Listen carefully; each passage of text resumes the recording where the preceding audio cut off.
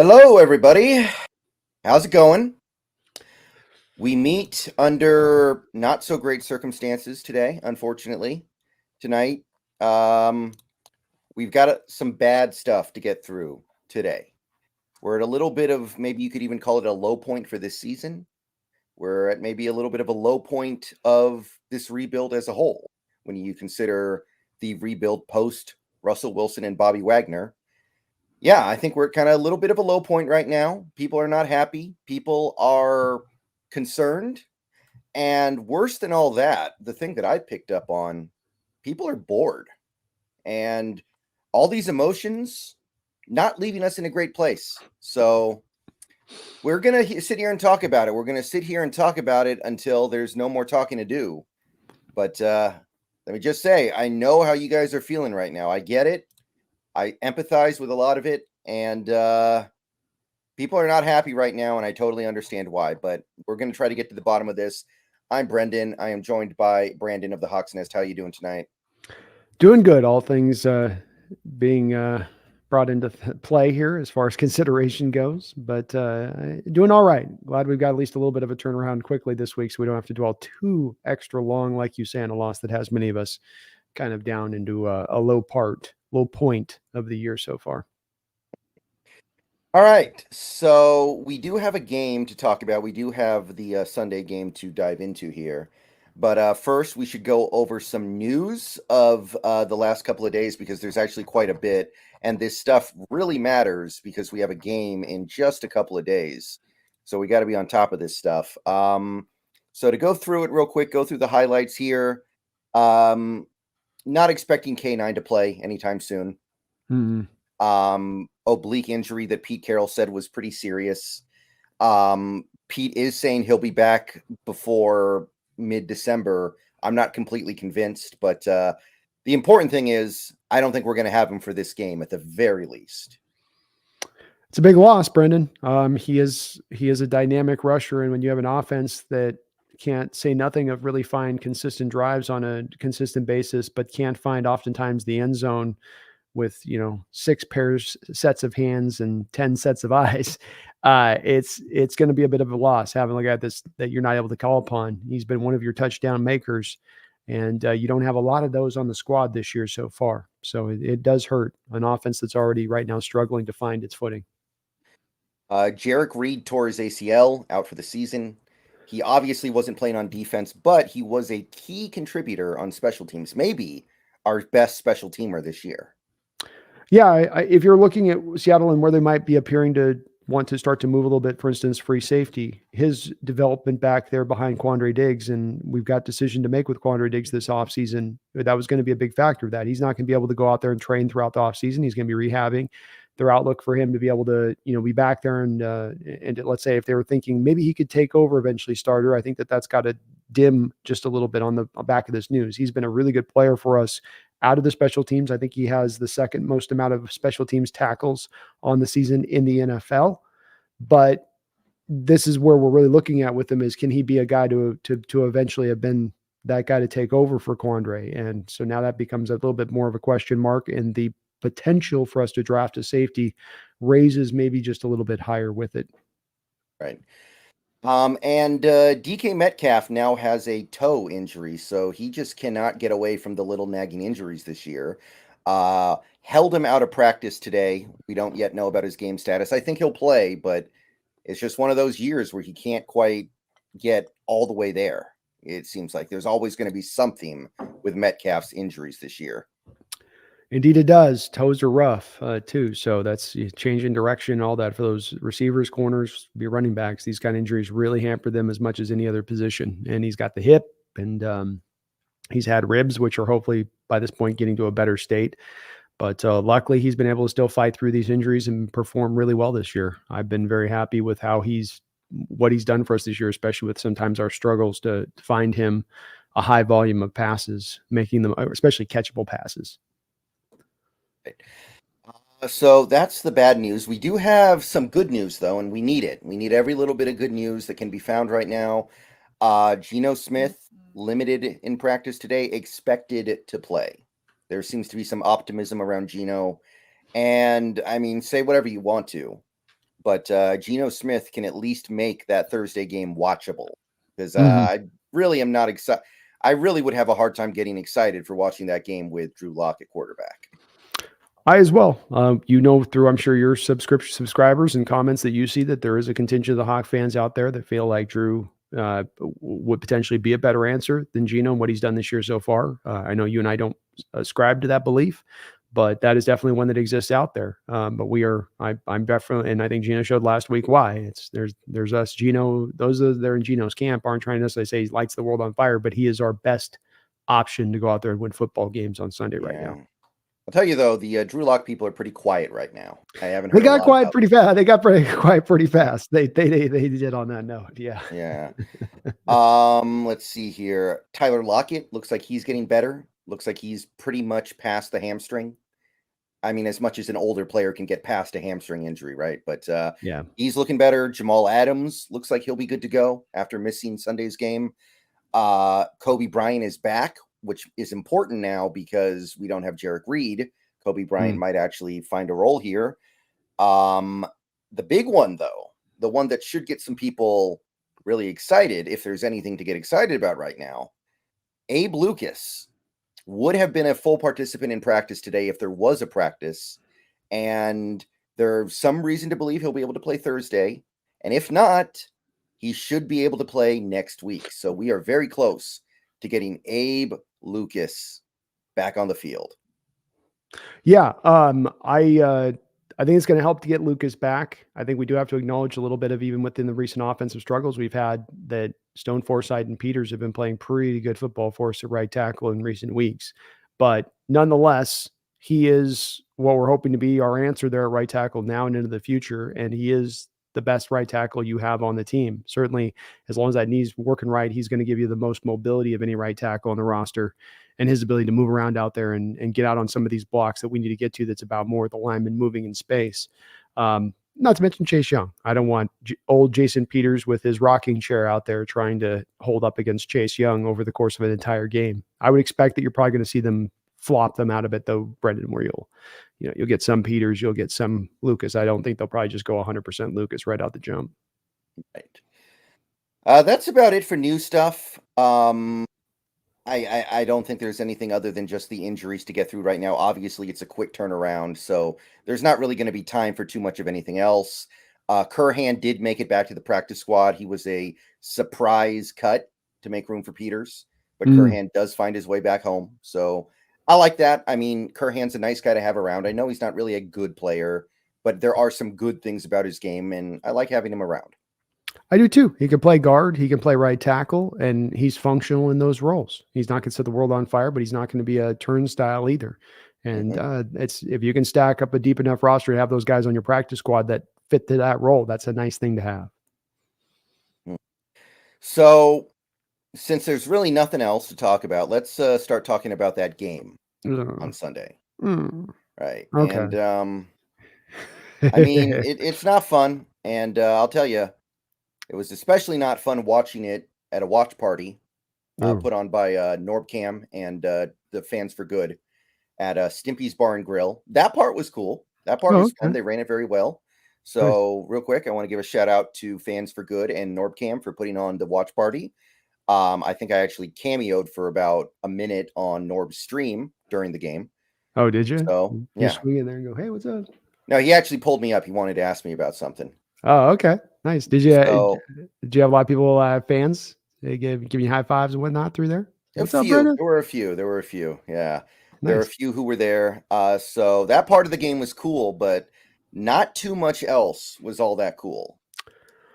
No, Brendan. We have ourselves another very, very embarrassing loss, albeit this is a different one a little bit by the final score. To me, it pretty much is just as embarrassing as the opening week loss.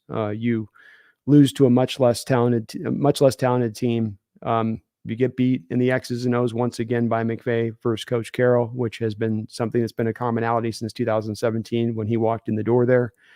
And it does get very frustrating, not only have it happen here twice in a season, but have it happen continually year after year. And I know we went against them technically 2-0 last year, but that was with Wolford at quarterback in one of the games, and then Baker Mayfield arriving halfway into the season, becoming their starting quarterback there in the other one. So I can't really be like, oh, well, we solved it last year. No, we didn't. No, we didn't. No, we didn't.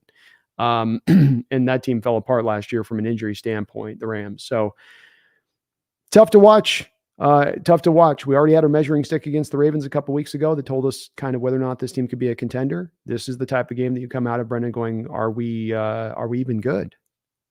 And I don't know if I have a good firm answer on that one right now. Yeah. I mean, make no mistake, this Rams team is in a better position than they were last year when we played them. Definitely better, but they're still not a particularly good team. This is a team that they lost to the Bengals when Joe Burrow was doing his Ryan Fitzpatrick impersonation. This is a team that lost by multiple scores to the Packers.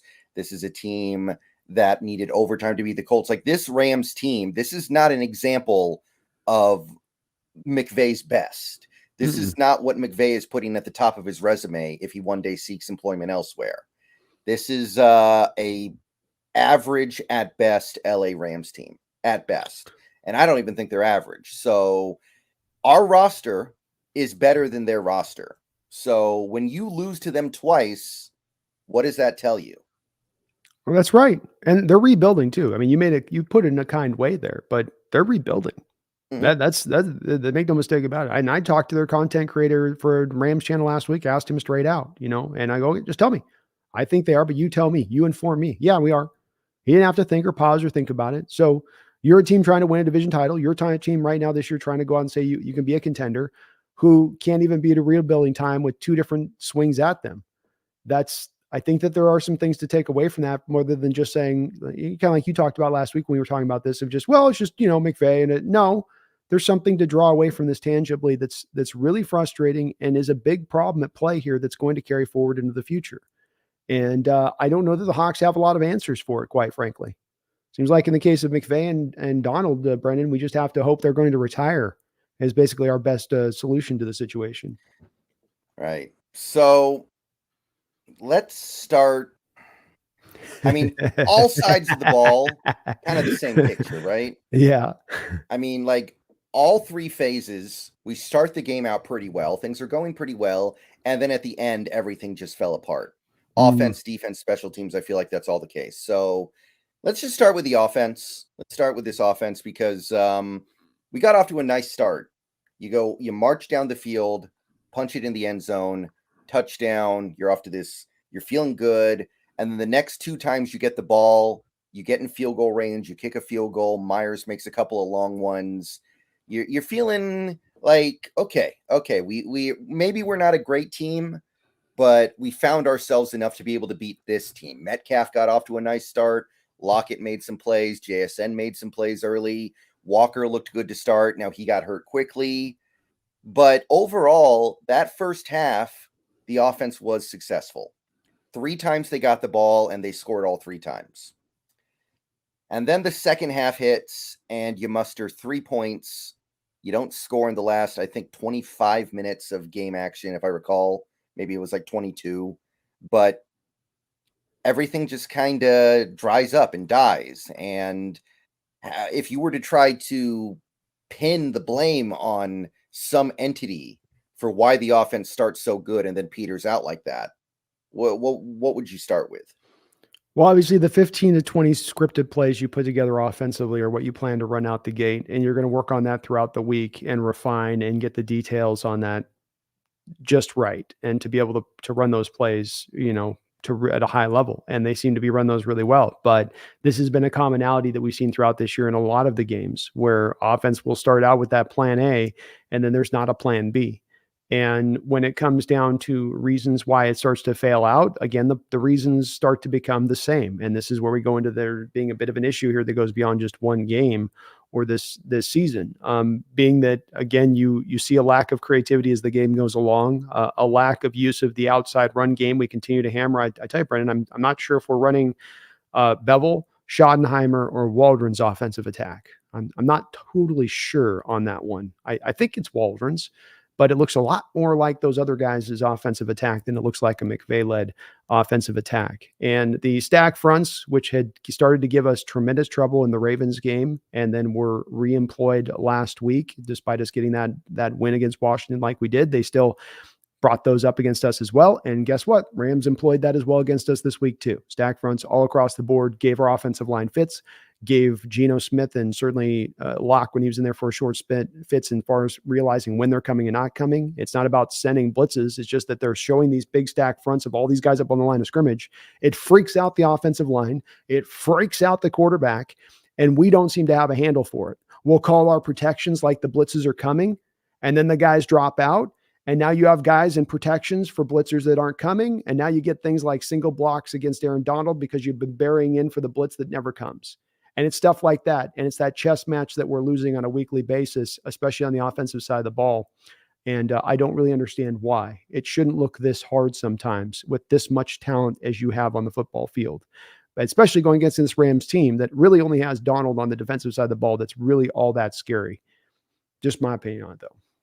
Right. I read one tweet yesterday that basically laid it out like Waldron sees his offensive line start the game well. He gets cocky and he just assumes the offensive line is going to be able to handle it. So he starts calling more long developing plays, and then the offensive line fails. And it's kind of like this cycle right now where like offensive line does fine. He trusts it enough to start doing more long developing plays. So he does that. Offensive line gives up plays, starts failing, and it just kind of keeps going around and around like that.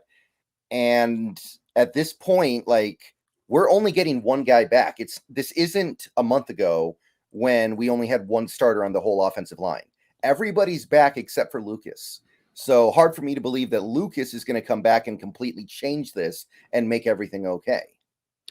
Agreed. I think that the excuses start to run out here really fast for Waldron as we go through the season. This was supposed to be a strength of the team you leaned on. We didn't know where the defense was going to land out. We knew that there was maybe going to be a bit of a up and down there because of where they were coming from last year.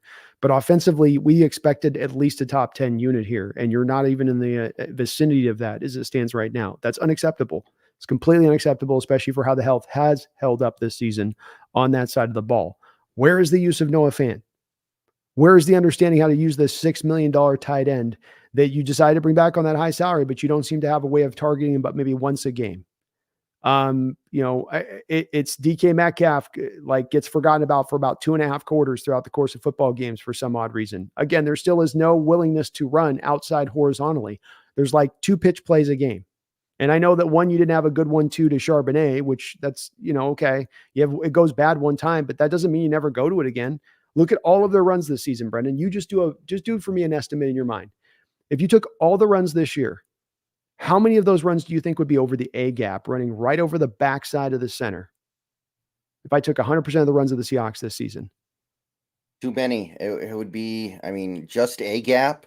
Just A and B gap. We'll go A and B gap. So inside runs, inside zone runs. You got to be pushing like 85, 90%, right? You got to be. And it's too much. There's not enough diversity in the offense. And what it allows defenses to do is make it easy to play.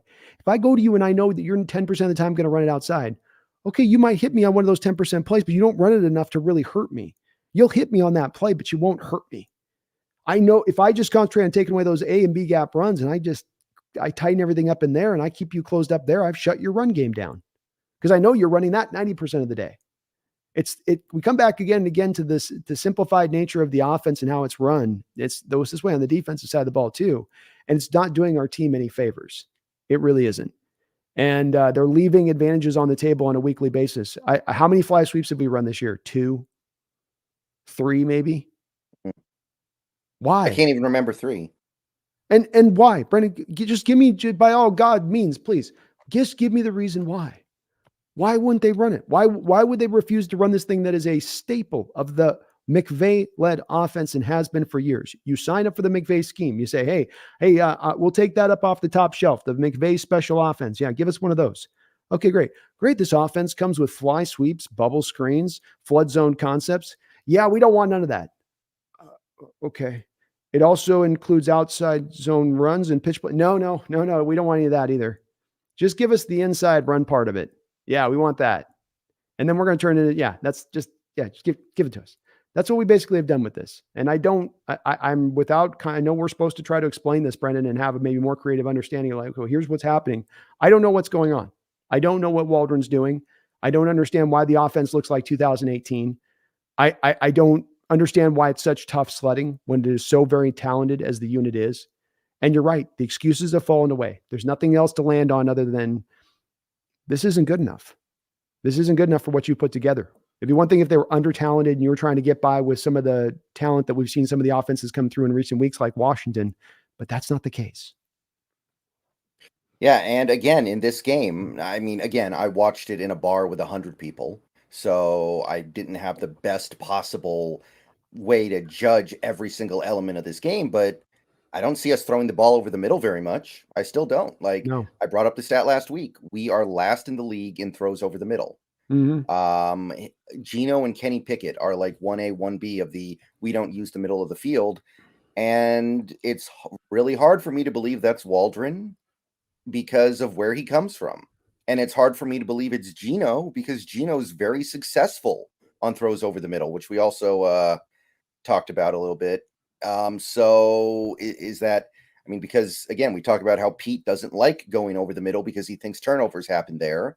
So it's kind of hard to figure out where this comes from. Like, we're playing this game again. I remember playing this game back in 2018, like trying to figure out, okay, where's the genesis of the problem? And you're trying to untangle it, and it's getting really hard to really understand this because, again, Geno Smith is really good when he uses the middle of the field, and he never does it. He almost never does it. Like, how can that be explained? That's where I feel like there's going to be an equal explanation on the offense and defensive side of the ball for me at this, and where I'm starting to reach to quickly arriving towards a conclusive. And I'm going to wait till the end of the season to get to this state, but my belief is starting to grow into of, because like you just intimated about Carroll not wanting to throw the middle of the field defensively, I don't want to blitz. These base philosophy things being things that will hold us back because they're in his DNA for not wanting to do it, yet you need to do it. You need to do it. And I just think that when it comes down to us looking at something that looks ever so complicated as this, Brendan, like you're saying, like we try to find the genesis and we try to unpeel for it, and it starts to get really complicated, but I think we can get very simplified if we dial it to something that is, what's the more maybe simplified explanation here? That Waldron's come from McVay and had amnesia overnight for the type of offense that he wants to run that brought him success, that got him this job, Brendan? That's kind of a convoluted explanation. Or Coach Carroll forces these offensive coordinators to fit to his designs. And that's why Schottenheimer reportedly inherited 70% of the playbook as he did when he walked in the door. That's why we have a quote from Coach Carroll 2 years ago saying, yeah, we really like Waldron here. He's really open to doing the things that we used to do, that we like to do. What the hell does it matter about what you like to do? You brought Waldron in to execute his offense. What you like to do? You're a defensive-minded head coach. What does it matter what you want to do offensively? You haven't produced an elite offense in your entire time in Seattle. Why should anybody be looking at you and saying, you're the one we've got to take our notes for what we do offensively speaking? Because he believes himself to be so brilliant, I think, in respects of, I'm both a genius defensive-minded coach and I'm a genius offense at the same time. I've had so many years through this sport. I have such a great understanding of each side of the ball that I can do basically both. And that's what he's doing, Brendan. He may not be calling the plays, but I'm starting to get more and more of a feeling like there's an overarching Carroll kind of factor that's being brought into play on this, because it doesn't make any sense otherwise. It makes no sense otherwise when you look at it and you go down the track. Okay, so that's kind of the big picture with this offense. Just do you see overall, the same way, by the way? Yeah. I don't think there's any other way to see it. Any other way? I mean, like, we as fans who are on the outside can only speculate on most of this stuff, right? Because we just we have no way of accessing the information to know for sure with any of this. Mm-hmm. But you got to admit, no other explanation makes any real sense here. Like, there's nothing else you can come up with that makes any degree of sense here, I feel. So, yeah. Yeah, it's frustrating, man, because I've been banging my head trying to understand it as well, watching every year and watching every game this season and looking at the all 22 and trying to make it, make some sense of it. But it just, I come back again and again, man. It just, what am I missing here? You're not trying to run your offense at all. Why aren't you running your offense? And why does it look so simple? And why is it the defenses know what's coming? I mean, KJ Wright said it in his deal. Like he was saying is like on one of his post game things, he just sort of said it outside of his mouth. It's like, yeah, these plays aren't it. I can see him what they're running prior to the play. And he sort of was like trying to like quickly say it. And it just sort of, it flippantly came out of his mouth a little bit and went, but he's seen the same thing. It's like, it's all here on bright display. It's on, but they don't make any adjustments, or they don't have any adjustments to be made because they can't be complicated, because they can't pre-snap confuse anybody on either side of the ball. And they're completely unwilling to do so. And it's costing them big time on a weekly basis. Mm-hmm. All right. So to drill a little bit deeper into the offense, to talk about some of the more specific elements of it, because there was some stuff that worked fairly well. Like I said, that first half was good. I don't mind kicking field goals every now and then. I don't mind having to occasionally settle for 3. We have the kicker that's supposed to be able to make all those kicks. So there was some stuff here that was pretty good. I think Geno Smith, he missed some throws, but overall I thought he played fine. Obviously, he gets hurt in the middle of this game. And by the way, I want to give a lot of credit to him for trying to go back at the end of that game and giving us an opportunity, recognizing that Drew Lock just wasn't going to be able to do anything in that circumstance, and just deciding, you know what, I'm in pain. This doesn't feel good. I might regret this later, but I got to go out there and give my team a chance. And he did. I mean, he made 2 big throws on that drive, and nothing but gratitude to him for that. 100%. Geno's got a lot of shade from the fan base this year, and he's done something back-to-back weeks now, bringing you back in the game when you need a final drive. And as I was saying last week, I feel like he started to grow that part of his game to where people have to go from saying, oh, well, when you need a drive at the end of the game, you can't count on Geno, to going, hey, there's a good chance he can make this happen. He's done in the past recently.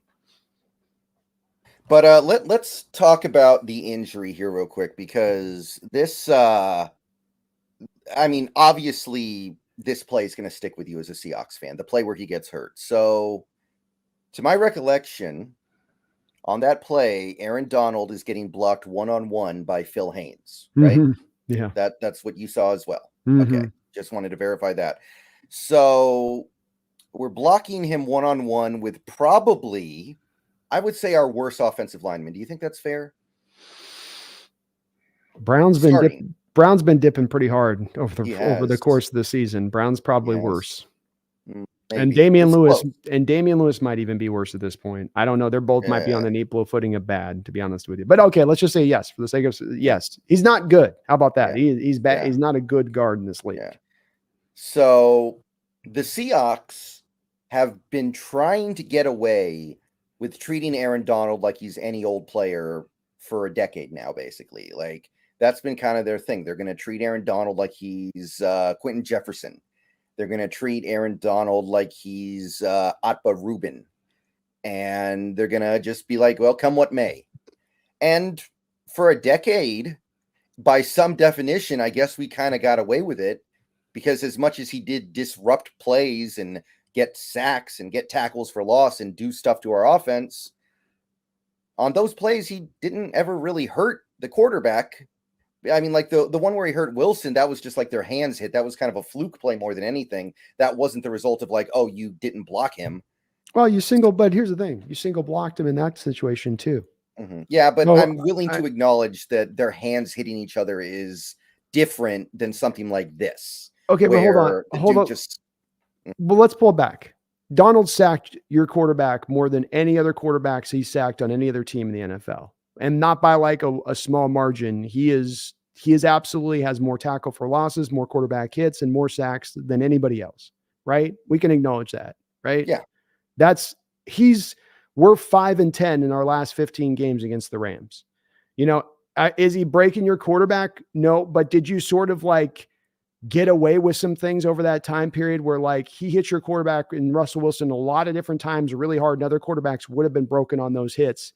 He was tough enough because Russell's kind of an Iron Man in that way to get up and shake it off.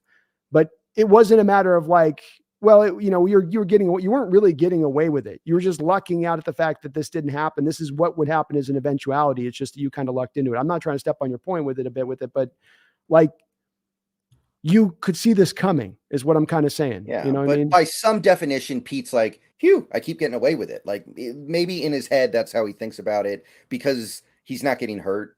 I don't know. I feel like that's kind of how he feels about it. But anyway, so here we are a decade later. We're on our third, fourth offensive coordinator who's had to deal with Aaron Donald. And finally it happened. Aaron Donald gets a free hit on Geno because Haynes doesn't touch him, which seems like it should be impossible. How do you line up in front of Aaron Donald and not touch him? That seems really hard to do, but Haynes found a way to do it. He hits Geno full on, probably should have been a flag. I will admit that real quick here, by the way. It could have been a flag a couple different ways. It wasn't.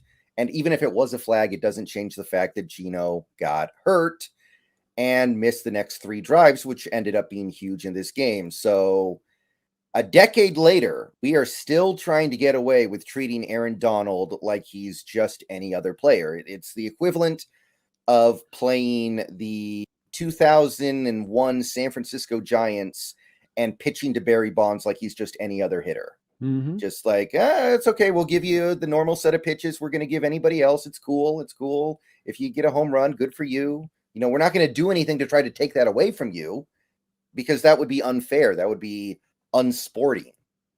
So, I mean, here we are. And finally, it actually resulted directly in no other way to take it, a quarterback getting hurt. And it just kind of blows my mind that we're still here after a decade of doing this over and over and over again. And now here we are. We did it again. And this time, someone really paid the price for it. So, I mean, can you make any sense of the strategy at play here with Aaron Donald? No, it's like a lot of things on this team. It defies explanation. But here's where this is that fast approaching opinion that I'm really starting to drive towards really quickly, which is that the adaptation and change is not in the bag of this team. It is not who they are. It's not who Coach Carroll is. We have our plan A. We trust our plan A. Our plan A is something that we are married to. We've given a blood oath and a sacrifice on the back of this plan A, and shall never be a plan B or C or D. It will always be simply just plan A, and that is all we will ever apply. And you guys can squawk about it, but that's what we're going to do. And nothing happens from a data standpoint that I'm going to take in as a coach that is going to change it. I don't care how bad it goes. I don't care how much damage is done. I don't care how perilously close we come. Because you'd think after breaking Russell Wilson, literally finally being the man to break Russell Wilson for the first time in his career, maybe that would be finally after all those sacks and all those quarterback hits and all those TFLs and all those game plans he'd wrecked through the years, finally the light bulb moment. But it was not, was it? It was not. And it won't ever be. You are never going to double team Aaron Donald. I don't believe you're ever going to take advantage of the horizontal running game. I don't believe you're ever going to run fly sweeps. I don't ever believe you're going to bring in blitzing and really try to blitz. I think you're going to do this shell game thing and show us, oh, look what we're going to do this new thing. See, we're doing the new thing. But then when you pull the shell off and you look underneath, there's nothing there. And I'm sorry, but if we're going to talk about this team making changes in recent years and talking about it versus doing it, we're seeing a lot of talk. We're not seeing a lot of application applied in. The Donald thing isn't that. It's just insanity. Because here's the thing, Brendan. If over a 10-year period that you have adjust, you have this feeling like you described, which I think is accurate. We're going to do what we want to do. Okay. So then you think, I as a coach don't want to double team this guy. I hate doing that. It deconstructs our offense. It doesn't allow our offense to run well at all. Okay. Then you would think the next logical place would be going and getting a talented guard who could block that guy. If you're going to commit to that method, right? Wouldn't that 1-to-1 equal out the other? But if you look at the guard who was blocking Donald when Russell Wilson broke, if you look at the guard who broke Geno Smith when on that Donald play they're mid-tier guards. They're not big investments you've made into the position. These are JAG players that you're asking to block the defensive player of his generation one-on-one and then sitting there shrugging when your quarterback gets broken. It is absolute insanity. I'm okay if you double him 80% of the time. There's sometimes he's singled. I'm okay if you try to run the double and he splits it and he gets back there. But geez, for the love of God, at least try. At least try. But they don't. And I'm not going to excuse it away or say, well, you got this with that, with it. You should have had a game plan built around doubling him up. And it cost you this game. I think it's cost you other games too, by the way. If it hasn't cost you on the injury front, I know that it's cost you games. For instance, the playoff game a couple years ago, where I believe you single blocked him all across the board in that game too, at home. He wrecked your game plan. And I don't know, man. I'm frustrated by hell at it. I'll tell you that. And it's important to note that this precedes Waldron. It even precedes Schottenheimer. Yeah. This goes back multiple offensive coordinators. So for me to believe that it's the offensive coordinator's fault, that's hard to believe when we've gone through 3 different ones over the last decade. Yeah, it does. Especially when you have a coach in Coach Carroll, who's showing his willingness to impart his belief on the structure of offense and defenses and how they should be run after he hires these coordinators. He's not shy about telling you, hey, this guy's been a game record. Let's get him double teamed in your game plan. Make sure you build that into it. He's not a shrinking violent. He absolutely would be willing to go out there and do that, but they don't, which means that it is purposeful in not doing it, which means that it's stupid because you're not getting success off the back of this approach. And you haven't, especially over the last 6-7 years in dealing with this. Yeah, and obviously you in the chat right now can probably hear our comments starting to go a particular way, starting to be framed in a certain way when it comes to Pete. Me and Brandon, we're both kind of starting to sour a little bit here. And it's important to understand why, because as a fan, when you're going into a season with a particular team that you're rooting for, I do think it's important to have realistic expectations. I think it's important to understand what you have. And you and I both get, the comments and the super chats before the season starts from people who say, oh, I think we're going to win the Super Bowl this year. And I think a lot of those people are often kind of goofing around a little bit. They're having some fun. I don't know if I doubt they actually think that. But the point I'm trying to make is us starting to kind of go south with Pete, because you can definitely detect it over the last, I want to say, month or so. Me and you have both kind of started to go down a familiar path with Pete, right? Yeah. We're starting to go down this familiar path. It's not because, we're not going to win the Super Bowl this year, so therefore I'm done with Pete. It's because this is a rebuilding team. This is it's an accelerated rebuild. It's going better than we thought. But here's the important thing that we're trying to figure out here. When this rebuild is done and we come out on the other end with a really, really good roster, like a better roster than this, and we actually have that roster that can realistically go win the Super Bowl, is Pete going to be able to do the things that need to be done to actually do it? And the things we're seeing right now indicate absolutely not. Not even close. That's the problem here. It's not that this team won't win the Super Bowl. Like, I'm totally fine with this year's Seahawks not winning the Super Bowl. Yeah. That would have been fine. Yeah. But where is the indication that this coach is starting to figure this out? You're 100% on the button with this one, Brendan. And it comes down to, like you say, you can have the talent. You need the talent married with the right scheme and coaching philosophy. And there are a variety of philosophies, from how you double Donald, how you run the offense, and how you run the defense, where they're not taking steps forward and evolving. Offensively, like I said, it's looking like the old offense, which was pulled right out of 1987. Lack of pre and post snap motion, a lack of using the horizontal game in the rushing attack, A and B gap runs, and taking deep shots over the top. That's pretty, think about all the bombs away. And we completed some to DK and to Jackson Smith in this game, and tried to throw one to Tyler and tried to throw another to Tyler that was picked, and another to JSN down the middle of the field. That's what we are now. A and B gap runs, taking shots over the top. It's very simple. It's very easy. And it's very easy and simple to defend. That's the offshoot of it. There are a lot of these things starting to rise up on this team, where you're looking back to the coaching staff and going, okay, that's a coaching staff failing. Oh, okay, that's a coaching staff failing. Oh, that's a coaching staff failing. To your point, Brendan, if we went through this year and you were trying to use the outside fly sweep game, right? And you're seeing them actually work the carry in, but you're going, oh, linemen can't get out there to those reach blocks. We got to get better linemen in here who are more fleet of foot to get to those reach blocks. Get Damian out of here, get Phil out of here, get Evan out of here, get guys that can hit those blocks.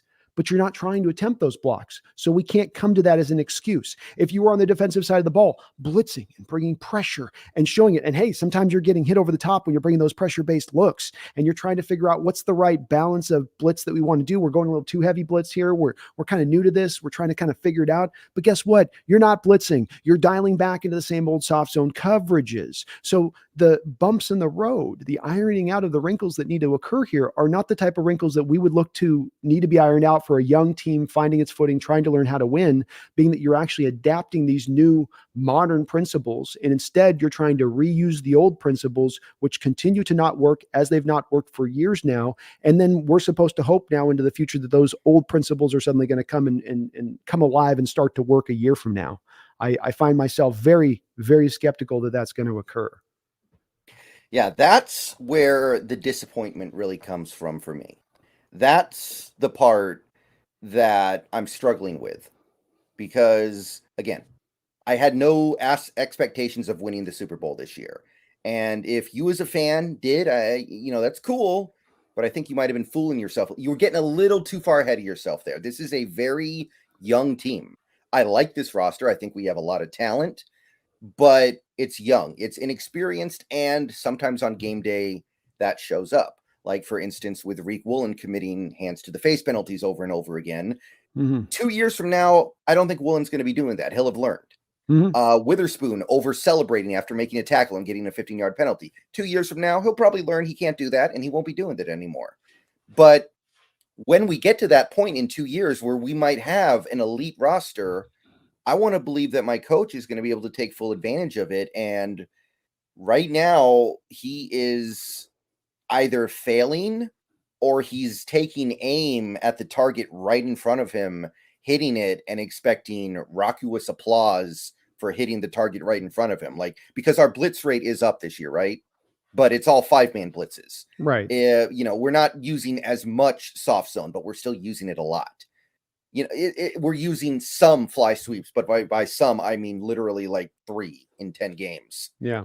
Mm-hmm. Yeah. I mean, that is it. And I think the blitz thing too is definitely the 5-man stuff tricks you a bit on it where, and I would say even, we started this talking about the blitz thing and being dialed up a lot, I think 7 weeks ago, where they were up around like 13th, 12th, 13th, even with those 5-man blitzes being a heavy amount.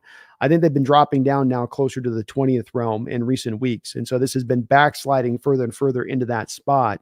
And it continues to be more of the old same defense. It's still a lot of dropping off coverage into depth is where you're doing it. You're still leaving a lot of holes open in the middle of the field, like the Rams fell into in the second half. I know we're not talking about the defense quite yet, but that's what you sort of had happen here was more of what happened the first game into that second half because you dialed into more of those coverages that were soft and left a lot of room for Stafford to pick apart. Other than that, I mean, offensively, the good news is maybe we won't have to hear as much Drew Lock talk going forward, I guess, after that. I think those people have learned their lesson. A few people in my comments said as much.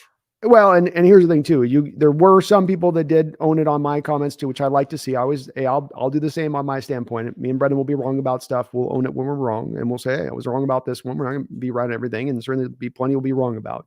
The one thing I did hear was an excuse was like, well, he's just coming out there and he hasn't practiced all week. It's like, hold on. Geno Smith 2 years ago came off the bench against this same Rams team with 99 yards in front of him on the very first drive and went down and got you a touchdown in that game. So you don't get to do the thing of saying with Drew Lock, well, he didn't have a chance to practice that week. The thing. He looked like a rookie out there. And we're not paying $4 million for a guy to walk out on the football field and look like a rookie when we have to call upon him. He honestly, given how the offense did nothing, you could almost say he looked like a punter. Like, he's not the backup quarterback. He's the emergency quarterback. And like you throw your punter out there, you would get about those results.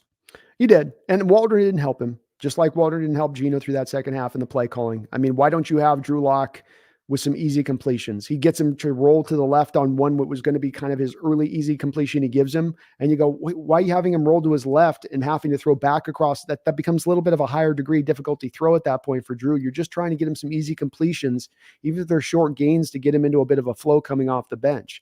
But that was the combination of both. Him playing, bad and Waldron not calling a particularly good game. But yeah, this Drew Lock performance showed you why so many of us have been so much on, no, Geno is the right guy right now. He is the guy who should be starting. Drew Lock is not going to play better out there. And if you think Geno's got a turnover worthy problem, you think that's an issue, wait till you see Drew if you put him out in the field. And that's how that played out.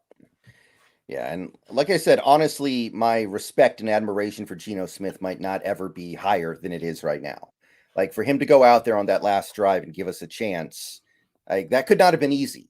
And he gave us a real chance, a chance that, as far as I'm concerned, your kicker has to come through on. So I know he didn't play a perfect game. I think he missed Metcalf on a deep shot that could have been a touchdown at one point. Mhm. But I thought he played solid. He played fine, good enough to win.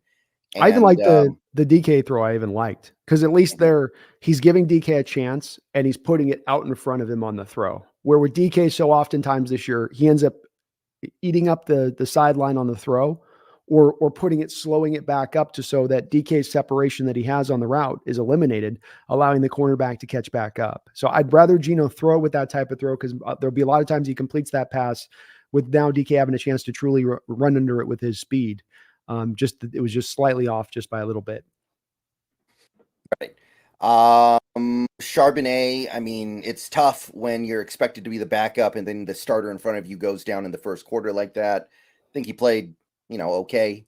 I mean, there's not really a lot for him to work with, it feels like sometimes. And I mean, he did some nice stuff receiving, right? He's a good receiving back, we can say that, but not a lot of yards for him to get. Again, he's got the same problems Walker has to deal with, where you don't have guys up front that are opening up any holes, and you're very predictable in your running game. So the combination of their inability to open holes in the defense, knowing where the run play is going to go, stifles your ability as a running back to have any open space to operate with or find any backside hole that might exist. Anything else you want to say on the offense? Lockett, obviously, second all-time now in all major categories for Seahawks receivers. Certainly has long been the second best receiver in Seahawks history in my mind. I think he reached that stage even last year for me. So it was cool to see Tyler, grab that. No, we don't have an identity still here this week 11 into the season. We still don't know exactly what it is our offense does good. They don't have anything that they can kind of still yet kind of hold on to. And I don't know why. With all this talent, I don't know why it's hard to find something that you can lean into doing well. But every week we seem to be just searching and fumbling and searching and fumbling, trying to locate what we can do offensively to find some effectiveness. Let's go through some of these donos here. Russell Marqueux, thank you for the member 9 months message. What was up with them seemingly waking up almost immediately after Cup went down? I did notice that. I don't think there's a lot of meaning there. Like, I don't think we're going to start talking about how Cooper Kupp is a cancer to his team or anything like that. I don't think that's the case. I think it just was kind of a coincidence. Yeah, I think coincidence as much as anything else. You do have at times playing Rams, Russell, where you're going to have two slots on the receiver at one time, and that leaves one guy on the outside. And I think in the case of Puka Nukas, he's now being pushed at times when Kupp's in there to the outside, where he's really at his best operating within the slot. And so Kupp goes out, he gets to go back into the slot full time, and he's been really effective in that role for them when they put him in there this year so far. So part of it's that. Part of it's also that you got very conservative in your defensive game planning. I don't know if you're trying to hold on to the game, trying to make them grind drives out or what you're doing, but you drop back into those soft zones, and the Kupp, and I think Stafford went, oh yeah, I saw this in week 1 for 4 quarters. I know what to do. And he did it. Yeah, and Stafford played so bad for most of that game too. Like, you had him. You had him. Like, he couldn't hit the deep ball to save his life. He had 2 shots at it. He had the deep ball to Kupp and then the deep ball to the guy out of the backfield, and he whiffed both times really badly. So what were you afraid of? Yeah, I think the thumb was definitely affecting him on some of those throws in this game, Stafford. He wasn't as pinpoint as he was in that first contest, but it speaks to how good the Rams can be and that they can have a Stafford at probably 92% and no Cooper Kupp for 2.5 quarters of the game in a rebuild season, and they still are able to beat you. Seattle Big Patty Daddy, thank you for the $2. Got a weird feeling we're going to pull this one out. He, of course, means the Thursday game. It would be very on brand for Seattle to lose to the Rams and then beat the Niners, I guess, right?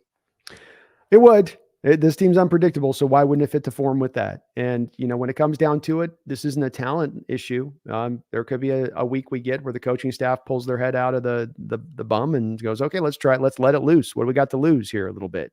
Look at this game coming up with this matchup where Brock Purdy this year and a couple of matchups he struggled in. Browns playing man coverage and a lot of stack fronts, and Minnesota Vikings bringing a heavy amount of pressure-based looks to them. There's some methodology here to going after this matchup if the coaching staff wants to take that out, but it does require them, Big Patty, to go towards and in the direction of the thing they don't tend to like to do. And that's going to be the interesting part about this matchup from their standpoint, to see if they do pull that lever. That is one that it's like the big red button almost. They don't push the big red button. Don't push the big red button. You got to push it, man, if you want to get this win. So we're at home. Yeah. Crowd's going to be going crazy. Thursday night football. Our guys are going to be playing hard. Anything can happen, but yeah. Well, we'll talk more about this later, but the way I put it was the Niners are going to try to do a lot of the same things that the Rams did, except the Niners have better players. So I don't know how this works. I don't either. It will be interesting to see if the Niners are willing to do what's been really giving our offense problems in recent weeks, which is those stack fronts, because they do like to trust their front four, Brendan. They want to just run our front four and we'll drop everybody else in coverage. But that has been a recipe that's given our offense a lot of problems here in recent weeks. So kind of be the interesting part to see how this game plays out from that standpoint of things. But I could see it, man. I could see it. Brian Stewart, thank you for the $10. Will you please both add closed captions so we can read on public screens? I don't know if we can do that for a live stream. So Brian, yeah. So I looked into this, Brian. Thank you for the $10 donation on streams where we're running from Streamlabs OBS.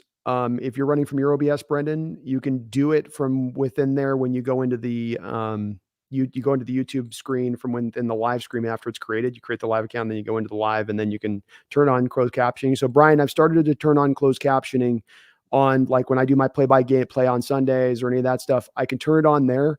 When we go through the StreamYard app, which we're going through right now, it doesn't have the ability to turn on closed captioning with StreamYard. When you use an outside software like this, it doesn't let us do it on this one. I will continue to look and see when they turn that setting on. But on our regular ones, both, Brendan, it's just in that, where you go into the YouTube studio and you're in a live stream event that's been created but not live. And you go in there and you can turn on auto stop and you can turn on auto stop and start. Right below that setting, there's a CC that you turn on. I noticed that they've got there, Brian. So I'm turning it on for all mine that are just non-StreamYard based. But unfortunately, of course, with ours, it just doesn't let us on that. I'll keep looking for it, Brian, though. Also, how about fourth down fake punt runs? Did you see the Vikings fake on Sunday? Remember Schottenheimer, John Ryan epics? I mean, I kind of want to figure out our basic offense stuff before I start thinking about faking punts and special teams. Like, let's get the basics done first, and then we can go into the advanced stuff. Yeah, I usually am a big trick play guy too, Brian. The thing I think I do find myself, though, in more alignment with Brennan on this one is just that you've got so much talent on this team. When you tend to go to fake punts or trick plays, it's because you're going up against a defense where you don't have a good enough offense to make any hay against them. And you don't. So last year, for instance, in the first 49ers matchup, we tried the throwback play to Geno Smith to DK down the field on the running back to Geno, then to DK. Then you had DJ Dallas trying to throw a touchdown pass in the end zone that was intercepted in that first matchup last year. And that was where you didn't have as much offensive talent. You're a young team, so you knew you were going to have to kind of, fake it to make it that game. This kind of game coming into it, I think like you feel like you can match up with them as long as you execute your offense appropriately. But that I am kind of with Brennan on this. We should be much better offensively, and we've got to figure out our footing here. We've got to figure out identity here, not even just to go get a Super Bowl necessarily this year, but just to find an identity for the future that we can build upon as we try to start to round ourselves into a contending state. Yeah, I mean, how many times are we going to have 3rd and 2 or 3rd and 3, and then we do a straight drop back? Not even play action. Like, honestly, we should probably be running the ball with Charbonnet anyway, but if you're not, then what can you at least do a little play action? What is with all these straight dropbacks? It blows my mind. Again, too, it's the counterintuitive nature of this team, Brennan. You blitz well, we don't want to blitz. Geno's good on play action. Let's not run any play action, right? You run some bubble screens with effectiveness. Let's not go back to that. It's the nature of this team where they do the things they do well is not the things that they're necessarily going to go back to and do again. They'll sometimes just go on to other stuff. And I don't get it either a little bit. It's a little bit strange, but yeah, I like usually the fake ones, Brian, but the offense just, man, I want to see them find their identity here this last few games of the season. Right. Taker, thank you for the $2. We'd be 8-2 if not for these 2 Ram losses. Yeah, and I don't think we would be a radically better team if we had just won those 2 games against the Rams. Like, I still view that Rams team as being very average at best, probably below average. But think about how much better we'd all feel with just those 2 games. I think to your point on that, we're gonna end up at the end of the season, Brendan. I think we're gonna look at these two Rams losses a lot like we looked at the Panthers and Raiders loss last year. Going, those are two games we should have had. Those are two games that hurt, that you feel that sting at the end of the year. I don't know if they're going to prevent us from getting the playoffs. They could, but I do think that they're going to be ones that we're going to lament and go, that shouldn't have happened. Those games shouldn't have happened in this particular season. Radu Turkan, thank you for the $4.99. I liked offense the first half, some pre-snap motions, Bobo screens, etc. Seems like we wanted to lose and just ran away from it. To me, it seemed like Pete. I mean, parts of it are, but I'll tell you, in that second half, we were ahead most of the game, right? We were ahead almost the entire second half. We ran the ball like 5 times and threw it like 23 times in the second half. Mm-hmm. That doesn't sound like Pete to me. No, I don't know if that's necessarily Pete there with it. I do think some of what he's talking about, the creativeness is on point, where it did seem like it becomes just more guys are lined up, no pre-snap motion, no manufacturing of quick, easy throws for Geno at that point. It becomes, as you were saying earlier, a little bit more of the deeper dropbacks and the longer developing plays. And that's going away from what was bringing you success early in the game. And maybe it's Waldron thinking, well, we do this early thing and we bring them up and then we hit them deep when they come up. But you just got to sometimes stick with what's working. And I did feel like they both offensively and defensively went away from things that were working early in this game, Brendan. And I don't know if it was necessarily, I'm not going to necessarily ascribe it to being that we were trying to just lean on the lead, but we just went away from it. Things were going well with it. We just did, and we've done that a couple times this year, both on both sides of the ball, and especially on the offensive side of the ball at times. And I don't know why. Some of it's the scripted play part of it, and you just knowing the details. Some of it, like you say, is the longer developing, doing different type of routes into the second half. But some of it's inexplicable. But thank you, Radu. Yeah, there again. The first half was good. The first half we had the ball 3 times and we scored all 3 times. 3 long drives too, not just one 80-yard play. It was methodical, marching down the field, punching in points. Yeah, and it just got away from us. It did. HK Ace, thank you for the $4.99. Love the content, Brendan. Can someone please put the word into Pete to release Frank Clark and promote Bell? Well, we're about to start talking about the defense, and we're going to have some stuff to say about Frank Clark. I'll say that. But, maybe he's saving something for the playoffs, but we need to make the playoffs first, right? Got to get there to get playoff Frank. You got to get into the playoffs. Yeah. Man. Yeah, he's not been good. And that hard to think, HK, to your point, that Bell could be playing worse than what you're getting from Frank as a player right now. I mean, it's he looks to me to be about 20 pounds lighter than he was when he was here last. I mean, he looks like a string bean out there. And I just am not seeing it from Frank at all. It looks completely like he's spent as a player. Yeah. And I'm not terribly surprised by it, but him eating up all this snap time is not okay. No, it's not. And you've got a big problem right now on your edge. Huge problem, because you have Darrell Taylor and Frank Clark, and somebody's got to eat up some snaps. And when we put those two guys out there, you're getting nothing from them on the field in either pass rush or in the run game. Right. Okay, so on that note, let's turn the page to the defense, where once again, there is some positive stuff to talk about. There are some silver linings here for sure.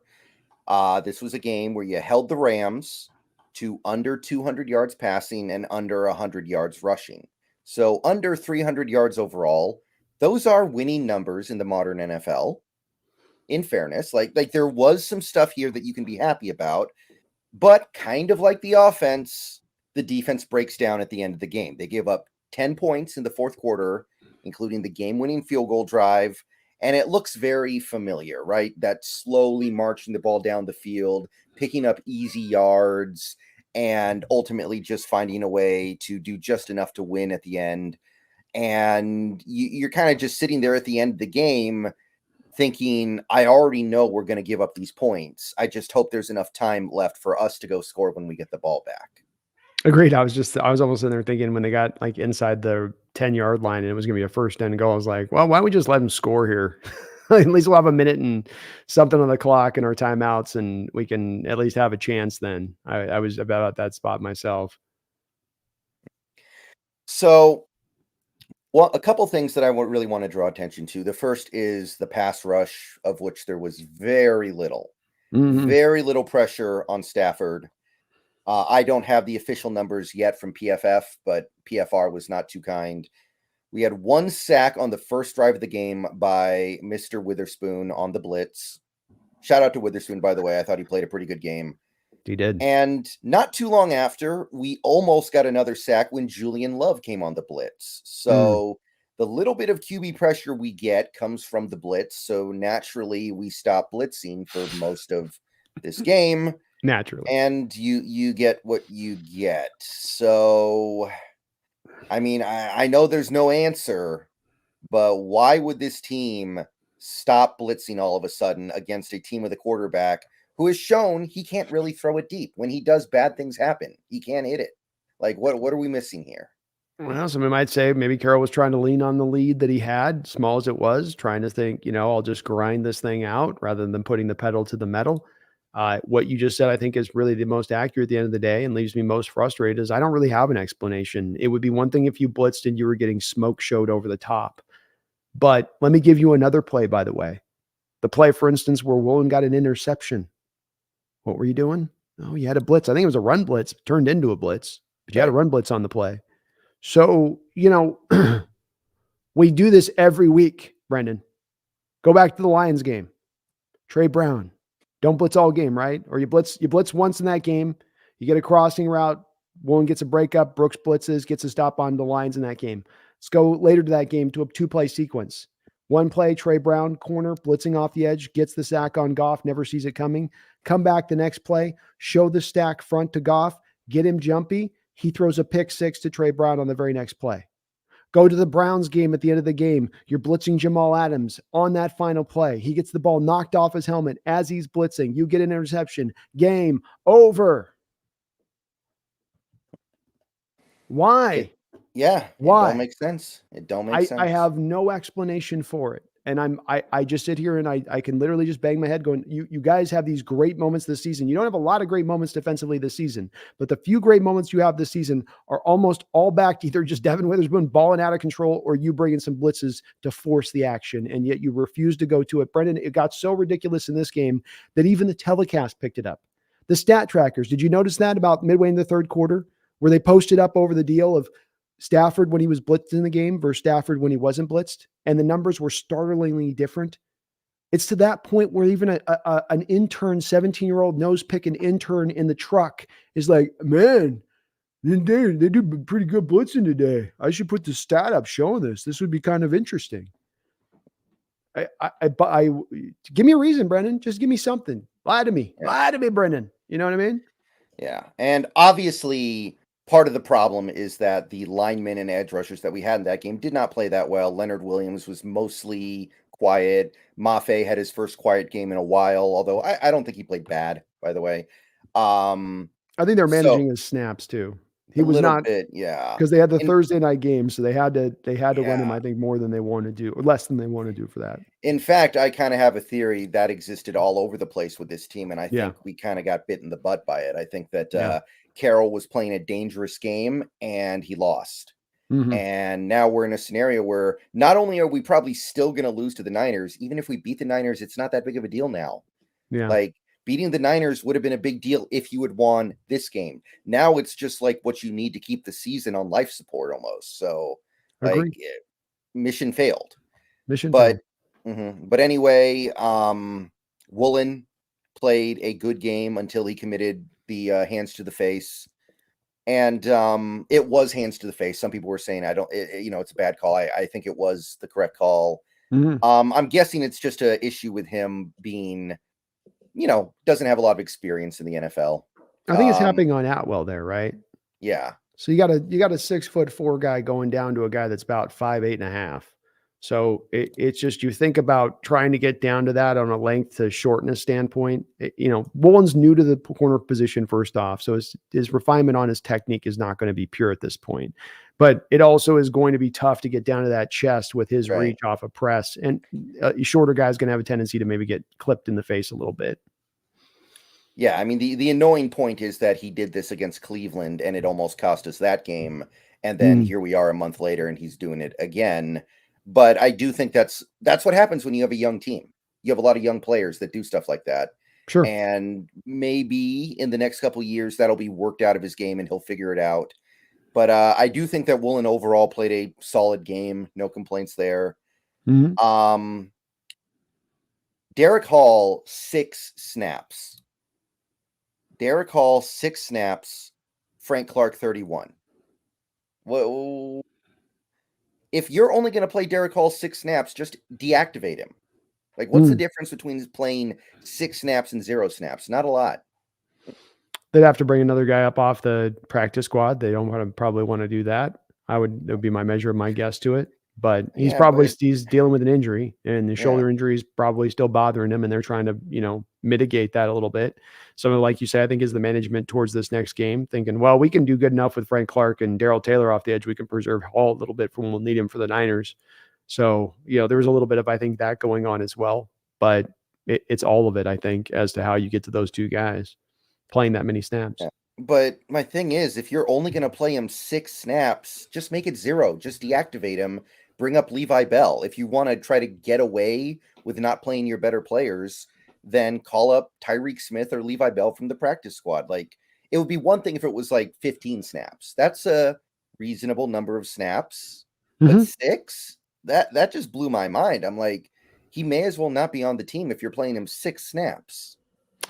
Yeah, it's certainly an oddity. I'll give you that. I don't know what to make of it either with it. And team seems to have a lot more trust and faith in Darrell Taylor and Frank Clark than I seem to understand why.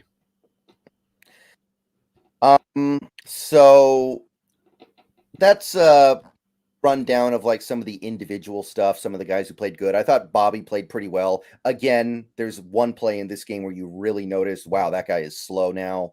But he makes up for it. He overall, I think, played pretty well. We stopped the run good for most of this game. They had a couple good carries with Freeman at the end. Other than that, we did a good job. Darrell Henderson had 6 carries for 1 yard to give you an idea of how effective we were in one area. But there's this one play at the end of the game that has stuck with me ever since it happened. So we are now, like 53, 54 hours removed from this play. There's one sequence that stuck with me. I want to, can I walk through this real quick? Yeah.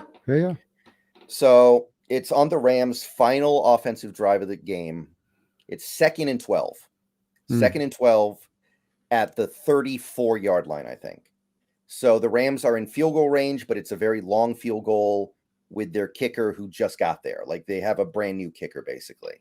So I'm sitting there in that bar and I'm thinking to myself, okay, this is great. This is a great opportunity here. 2nd and 12. If we can force a negative play or a minimal gain or a no gain play here, then it's going to be 3rd and 12. And the Rams aren't really going to be able to think about the first down. They're going to be thinking about, we need to pick up a few yards for the kicker. So this is a great opportunity for us to end the drive here. If we can get a good play here on 2nd and 12, force 3rd and 12 or something like that, they're going to say, okay, we need to just try to get 5 or 6 yards for the kicker, and then we can get off the field. And even if they make the kick, which they might not because that's a long kick, but even if they make it, we're going to get the ball back with a ton of time left. We can go win this game. And at the snap, everybody on defense turns around and starts sprinting down the field like we're playing Joe Milton fused with John Elway, and he's just going to unleash a ball 230 yards down the field. And Puka ends up uncontested over the middle for an 11-yard catch, which is, by the way, the worst case scenario. Getting 11 yards on 2nd and 12 is actually the worst case scenario. You'd rather just give up the first down because now they can use even more clock. Yeah. So actually stopping them for 11 is worse than letting them have the first. But I see that play, and a lot of the good stuff that we did during that game just goes out the window for me because it's like in that moment, you decide I need to go into my soft zones again. And picking that moment when anything else would be better, like it would be better on that play to blitz 11 players and give the Rams a free touchdown. At least you get the ball back quickly. Like I would rather do that than have them pick up 11 yards. So that play has stuck in my mind ever since it happened. and I don't like it. It was probably just kind of the personification of what was happening in that second half to a large degree too, with the passing attack and what they were doing. And that you started to open up those soft zones throughout a lot of that second half. And I think what it comes down to, Brennan, is that when times get rough, they fall back into their old habits. And the old habit is just fall back into soft zone. In times of we're unsure, protect against the deep ball. Even when there's other factors you think they would be taking into account, like you just mentioned, they don't take them into account. This stuff is being blindly done at times, and this is our philosophy. This is who we are. Outside data does not matter. It's not going to instruct us, and I hate to paint it this way, but you have yet to give me an excuse that's anything else differently that it could be. I have yet to see anyone else out there that's been able to provide an excuse of what it could be that's differently for why they would do this type of stuff. What was it after Cooper Kupp went out? And since you didn't cover Puka Nacua on the play, we were just so worried about Atwell burning us deep in that moment, taking the top off the defense. It was just so that he was the big, or was it Higbee? Or was it Skoranek? It just doesn't make any sense. And it doesn't add up to me. And at the end of the day, you don't win games by playing not to lose. You go and win the game. You go and try to actually take it. That's the modern NFL. And we play a style that's very much too often, in my opinion, leans back into let's play not to lose. Let's just play to just don't give up the big play. And the worry about giving up the big play to me is just one of the most ridiculous things in Carroll's thing of just, I can never give a big play. And it comes off at the cost of everything else sometimes. Everything else goes out the door in favor of this one thing. And it inhibits this defense. It's holding them back. It's making them underperform for how much talent that they have on it. You're having one of the best rookie years ever for a cornerback, and he's almost having to hold the whole defense up on his shoulders at times. Don't get it. Yeah, and Stafford would struggle to hit a big play right now if he was playing against air because his fingers messed up. He can't hit. Like we saw those two plays. He had the opportunity to hit Kupp for a wide open 50-yard touchdown, missed him. Mm-hmm. He had his running back streaking down the sideline on, what was it? I think a wheel route. Yep. Missed him. Like he can't hit those throws. So what are you scared of? Yeah. You would think that they would let that inform them, Brennan, but they don't read the room. It's like they come in the room with their plan, and whatever's in the room doesn't impact. They've got their plan, and their plan is the same plan that they apply for year after year after year, game after game after game, and it doesn't change. It remains the same. And I think we've reached a point where it's just you keep applying the same plan in the future. I don't care how talented a team you stack up. You're not going to be a contending team. You can't keep operating with the same old principles. And Coach Carroll told us this himself. He knows that. It's again, in 2 words, his own words are not fitting to what he said. I know I go back to that combine interview, but he finally gave you a little bit of honesty. And now it's like, well, did that combine interview just not exist? Were your words just hollow and you're just telling things to the fan base to placate them? Or did you actually mean it? Because if you were arrogant in your ways and you needed to change, and I try to present I went on to KJ Wright's show the other night and tried to present to him and ask him a question. I go, hey, what has changed about this defense really over the last 2 years other than the run fits? And he starts talking about run fits and bear fronts. And I'm like, we don't run the 3-4. We're not running bear fronts. Yeah, we have it in our bag to call upon, but we're not calling upon it. What has changed about this defense? Nothing. You slightly blitz more 5-man blitzes. That's just about all you've done. And you run a couple, we run a quarter half and not a cover 3 and and you get all into this nerdy semantic talk about this coverage defense, this soft zone defense that's just a little bit different than this other soft zone defense, but they're all soft zone defenses at the end of the day, Brendan. You know what I mean? We're turning over what really is still at the end of the day a fish. Okay, it's a carp, it's a salmon, it's a fish. We got to stop playing like a fish defensively, especially like a dead fish. Yeah, so as much as the defense did show some improvement in this game, we definitely played the Rams better than we did in week 1. I'm not disputing that. The numbers speak for themselves. I look at that sequence, what happened at the end of that game, it's really hard for me to envision Carroll ever really getting this. Me too. Yeah, me too as well. If he's not changing at this point, if he's not changing after he tells you with his own words 2 years ago that he needs to change, at what point is the change going to occur?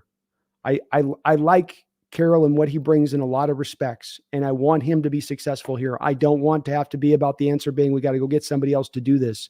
But I think we've laid a pretty clear case out on a variety of different examples I can provide you in places where we're not changing, we're not updating, we're not evolving. And you cannot do that in the NFL. There are a a littered wasteland of old legendary coaches who have finished off their career by trying to run something that worked 15 and 20 years ago and thinking it still will work the same way today. It doesn't. You got to change. You got to update. It doesn't matter who you are. And right now we're just not doing it. And on either side of the ball, that's the bottom line.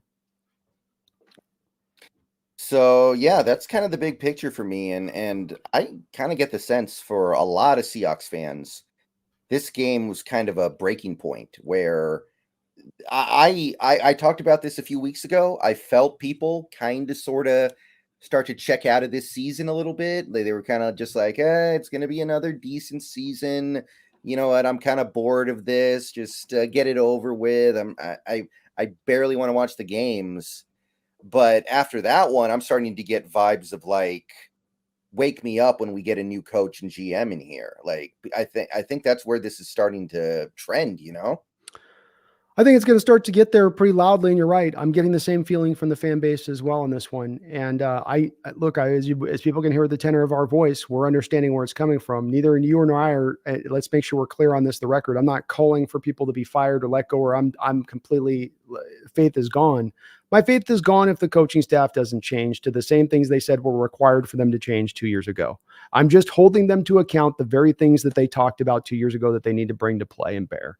And I don't think that that's unfair for the fans or for you and I to try and bring that up and bring this to a spotlight to and say, hey, you said this thing a couple of years ago, you're changing. Hey, you brought this Waldron guy in to modernize your offense. Why is your offense not modernizing? Why is your defense not changing?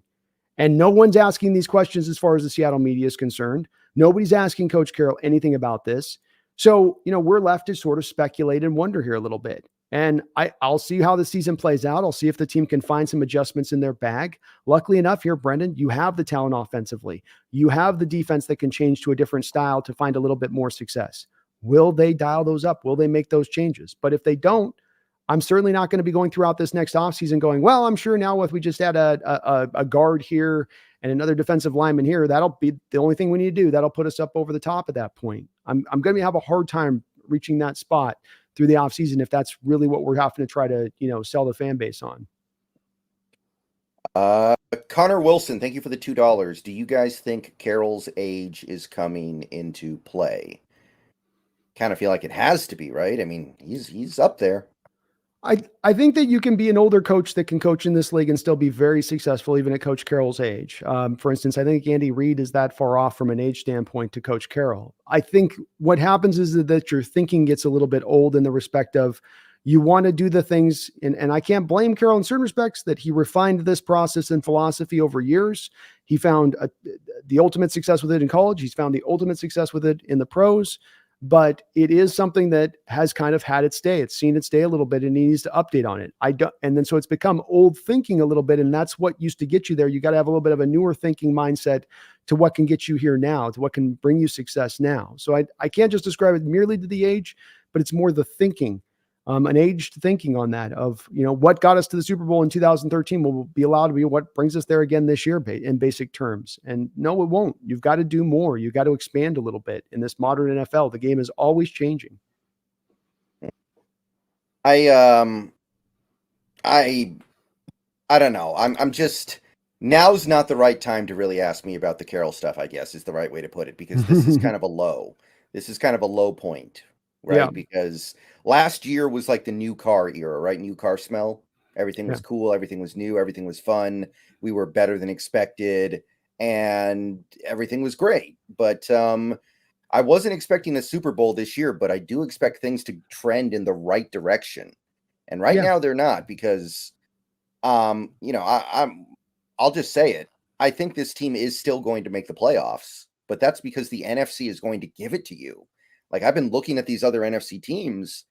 I don't know who takes it from us. They're all bad, like Tampa Bay, Atlanta, Green Bay. Like, I don't see any of these teams making a late season push to take the 7 seed. So I think we get in by default. But, I don't think very many people are going to be happy about 8 and 9, one and done in the playoffs. Well, I think, yeah, and I think that's a fair thing because you've won more games you lost this year, but you got to look at the level of competition. You've had one of the easier schedules that you've gotten to play throughout the first half of this league that you'll find across the league. I think third easiest schedule or something like that is what we've been able to play. And that does factor into a little bit of when you look at, okay, you got to play AJ Dalton as a backup with the Carolina Panthers, who suck, in addition to now you have AJ Dalton playing you. Josh Dobbs with the Cardinals and not Kyler Murray. Or we had Walker, PJ Walker with the Browns a couple of weeks ago. I mean, you aren't exactly going through some sort of like the best of the best in the NFL. And when you do get challenges like a Baltimore, like a Bengals team, you're not able to stand toe to toe with them. And that's kind of does stand out to me on this, that we are kind of fitting to that where we are. We are what we are a little bit at this point. And we can't just look at just the record and go, well, the record tells us, informs us what we are. We got to look at how they're winning, how they're losing. I would have, like you said, just to reiterate what you said as well, I'd be okay with this being a season we don't get to the playoffs, where we show a lot of inconsistency, but that we're showing the growth in the area of the X's and O's and adopting more modern principles when it comes to their offense and defensive approach. We're just not adopting those principles. And that's really what gets, for me, stuck a little bit extra in the craw for me on this one. Right. Real quick, special teams. I do want to touch on this real quick because I had so many people after that game tell me you can't blame Jason Myers because it was a 55-yard field goal. I will continue to blame Jason Myers. I'm a big fan of heavy lays the crown. If you're going to get that contract, I need you to make 55-yarders. So I got no problem saying, that's the kick I expect him to make. At what rate do you expect him to hit 55-yarders? I'd say 70%, especially in that dome, especially in those conditions. Weather's not a factor. We know he can make it. And if we're being honest, he botched that kick. I don't think that kick makes it from 45. Like, I got high standards. If you're going to take that contract, I need you to make that kick. Sorry. Okay, so let's just back it up real quick. You said 70, you expect a guy to be making 50-yarders at 70%. Something like that. Okay. So if I'm not mistaken, he made 2 50-yarders that game. Yeah. Mm-hmm. Okay, so that's 2 of 3 from 50. So right. My math is 67%. What am I missing on that one? No, you're not missing anything on that. But I need him to make that one too then and miss another one at another time is my point. You're not kind of fitting it up to what you just set the rules on that. And now you're saying, wait, the rules don't apply. I mean, like, I think that the problem issue comes into that if we look at Jason Myers for any point of period in this game and we say that's the issue, that's the problem in the game where we lost of this, it's a little bit less of the time that we're spending on the things that are the real big overarching issues here, not just now, but as we go forward. Jason Myers, I completely agree with that. Jason Myers kicked 2 50-yarders in this game. Jason Myers is being asked week in and week out to kick 4 or 5 field goals and needing to make every single one of them along with every single extra point for you to win every single game. I would agree with you. And I've been inconsistent on that I expect at that price, we're getting a great kicker and that he's up at the top of the top. I'm not going to expect perfection. And I went back and reviewed and researched the numbers on this. In this league, it's about 50 to about 53%, those 50-yarders right now in this league in the modern era. They're not extra points. They're not chip shots. They're not easy field goals. And so I think you're right. I think you're 100% correct, by the way. If I'm looking for an upper level kicker or a guy that's really good, I think 70% is a really fair place to say, okay, you should be at least 15% better than the 20% better than the league average on this. But I don't think it should be 80 or 85%. And I certainly don't think it should be 100%. And I certainly don't think that we should, as a team, should be spending a whole season of leaning on our kicker to save the day week in and week out, rather than our offense finding some modicum of consistency throughout the course of the game, which they seem inept and unable to do so game after game. Yeah. I mean, I agree with the sentiment of don't scapegoat your kicker for the other problems on the team. I agree with that sentiment, but let's also remember, by the way, that Myers has missed a lot of kicks already this season. He was among the league leaders in misses coming into the game. So him playing really well overall in this game, which he did. You did make a couple of long kicks in this game. You're correct. I don't believe that absolves him. So don't get me wrong. He's low on the list of things that we need to talk about. But I guess I can't completely blow it off the way some of these people are doing it. I get where you're coming from on it. It's just my issue with it is it was being talked about, especially in my post-game discussion, way too much. And it became a thing that people wanted to start to really lean on and become the thing that we're going to kind of get stuck on a little bit. Whereas it's this other stuff. This is a very tiny little bit of piece of the pie with it on this. And it's, again, too, comes down to it. This is a trend throughout the course of the season. Part of the reasons he's got the misses he has is because he's probably been asked to kick more field goals than just about anybody else in the sport. And that's because your offense is up there. I bet he's up there. I mean, his percentage is like bottom. I think his percentage isn't even top 25 of all kickers. I'm not talking about percentage. I'm talking about his attempts. Yeah, his attempts might be up there, but it's not like he's making a exorbitantly high amount of his attempts either. I mean, and he's missed some short ones too. He's missed 2 very makeable field goals in Detroit, which is a dome. He missed a 50-yarder against the Giants. I can't remember if they have an open air stadium or not. I think, yeah, it's Giants. I think they actually do have an open air stadium right now. The crappy MetLife. So I don't know. I know he's not having a terrible season anymore. I'm just not convinced we're getting our money's worth. I mean, that is one heck of a kicker contract we gave him. I'm just saying. It is. No, and I expect him to do better than he's done this year. I'm not saying he's had a good year at all by any respect, but I think that we've also leaned on him way too hard this year in the expectation that he needs to sort of overcome for this offensive lack of success. And you're getting into the very outer edge of the field goal range. And you're like, okay, Jason, go out there and kick this thing that's a 50-50 kick and go out there and make it all the time. And it's like we start to get to me to a point on that where I'm not saying that he shouldn't kick better, but where we're like, that's rather than us doing that, why don't we be doing this on the other thing if we actually are able to have an offense that's one of the most talented in football and play like it? No, I agree with that part of it. Like this is what happened in 2017, where in hindsight, all anybody remembers about 2017 is Blair Walsh. I get the comments so much. If Blair Walsh had made those 3 kicks, we would have been 12-4, whatever. I think that's what it was. Yeah. And you're right. It's that part has overridden the fact that that team, their offense took the first 20 minutes of every game off. Like they never did anything in those first 20 minutes.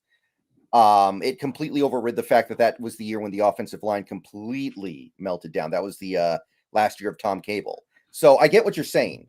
We shouldn't fixate on that, but I would say that there seems to be this big movement among Seahawks fans to really kind of wash over the way Myers has kicked so far this year, ignoring the 5 kicks he's missed, ignoring some of the mistakes he's made. And I'm not there is what I'm trying to say here. I feel you there. I think it's the part for me that's hard to get too much concentrated on that is that Myers isn't going anywhere anytime soon. There's not any money to be saved after this year by getting out from under the contract versus what you're going to have to pay to bring another contract in versus the dead money on the books because you have signed him to the deal you signed him to this offseason. So it's, he is here and he's going to be here. Maybe more so than I should be. I'm just really lasering in right now on what I'm looking at is, to me, the big, huge, major issues going on right now. We got some trash on the street, or we got an epidemic that's sweeping the lands. And to me, the epidemic that's sweeping the lands is when we look at the offensive, defensive side of the ball, just the way you're running things and your approach doesn't seem to be anything but kind of broken at this point, to my eyes. More special team stuff, though. Dixon had another good game. I guess we can give him his. I mean, he basically operates in a vacuum from the offense and defense, right? He just does what he does when he's out there, and I'd say he's doing his thing. There was one snap in this game on a field goal attempt that I thought was a bad snap, and he actually recovered it. So great. Props to Dixon. This ain't your fault. No, he's had a great season all the way through. Every game he's kicked great, and he continued to do so. Yeah, good catch on that snap. That was definitely that thing was whistling. He had to get that up and get it down. I think it was on a pretty deep kick. That was one of the 50-yarders too, so even more of a challenge because those kickers want that ball down there fast when they can because they got to load that kick up to get it there. Yeah, love you, Michael Dixon. I'll get your jersey if you keep this up. Let's go, Mike. Big Dixon Energy's alive and well. Got some donos here. Teddy G, thank you for the $4.99. Getting Mariners 5 years ago vibe, where on paper we have good players, but it's just not coming together. Generally speaking, I could see the comparison, but I think the reasons are different. Because honestly, with the exception of this most recent season, I actually think Scott Service did a great job with the Mariners team since he's been here. I think they've mostly overachieved, especially the 2 years before the most recent year. Mm-hmm. But they couldn't get over the hump because they don't have money. That's not really what's going on with the Seahawks, right? They kind of have the opposite problem. Yeah, I would say that's probably apropos. I think it's too, Teddy, with it. It's you have strategy being a part of, play calling and this type of stuff where coaches have so much more of an impact on what goes on the football field, both good and bad, than you have with a coach or a manager in baseball, where it really is on the players to just go out there and perform. You're not really running a lot of strategy necessarily. And so that it doesn't make it a difference, especially to me, in my opinion, Teddy, because of so much of the issues here come down to your approach from the coaching angle of this, not necessarily the players or how well or not well they're playing, but some of it being down to, the way that you're setting these players up to be put in a position for either success or be put into a position for failure. And I think there's some times right now that we're setting it up for too often for failure rather than success. Yeah. Until this most recent year, I was actually a big Scott Service fan. I actually think that overall, he's made the most of a not ideal situation in Seattle. Yeah, I've got my issues with him on managing the bullpen sometimes because he can get a little weird with that, but he's not been the big problem. I think, like you say, it comes down to you've got teams that are spending $100 million more than the Mariners. Yeah. What are you going to do? Like at that point, it's nobody can convince me. Well, spending money doesn't actually. But yeah, shut up. $100 million. Like what are they going to do? Yeah. I'm not defending him for this most recent year. I thought he was bad this year, but in previous years, I actually thought he did the best that he could. Yeah, I thought he's brought the young roster along well, and I don't have a huge problems with him necessarily. It's much more ownership based when it comes to the Mariners on what they're doing. Nick Taylor, thank you for the $1.99. Do you agree with Brady about mediocrity in the NFL? I saw these comments earlier today. I'm sure you've seen them as well. Mm-hmm. Yeah. I agree with Brady and what he says. Some of this can be kind of traced back a little bit to guys like Brady, though, that sort of drive this process to occur. If I was to pull on the thread, in my opinion, because if I pull on the thread, you look at the CBA negotiations, they've been the big driver for mediocrity. And the reason for that is because players in the last two CBA negotiations have made not practicing the biggest priority for them, even over getting a bigger slice of the money. And Brady has been a part of that and could have been a leader on that at that time during those CBAs to say, hey, where's the quarterbacks wield a lot of power here, and we're worried about the product of the NFL, and we're worried about where it's going. And instead, he, along with the rest of the players, all signed off on less practice time. And people talk to us about tackling all the time. Brendan, why can't we tackle better? Why can't we tackle better? It's like, well, look, it ain't getting better. It ain't getting better as a league-wide trend, because teams can't work on it. You can't be padded up in practices like you could when you used to prepare your body and to prepare yourself adequately to be able to go out there and tackle consistently and to play the game right. And this goes on to all the details. Brady was talking about a lot of extra stuff there, but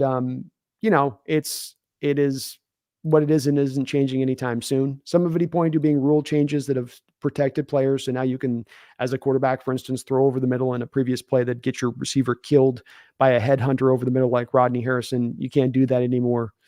I don't know what can be. I don't know what can be done really about that. NFL's not going to allow that back into the game. So, that is what it is. But I always laugh when the players start moaning about mediocrity. And it's like, you were there during the CBAs. You could have raised as one of the biggest voices out there that, hey, this is going to be impacted by that. It didn't take a brain surgeon to see it coming, but didn't squawk about it at that time.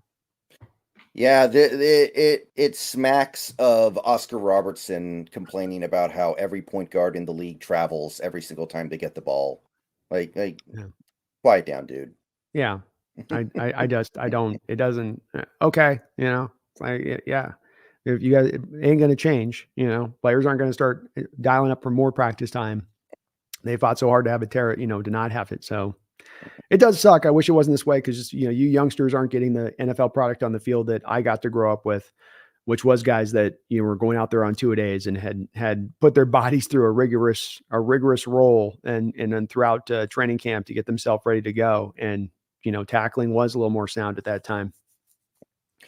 Castra Solari, thank you for the $1.99. I'm 99% sure we win that game with Geno in the second half, and I agree. Like, we gained, I think, a grand total of 3 yards on the Drew Lock drives. Mm-hmm.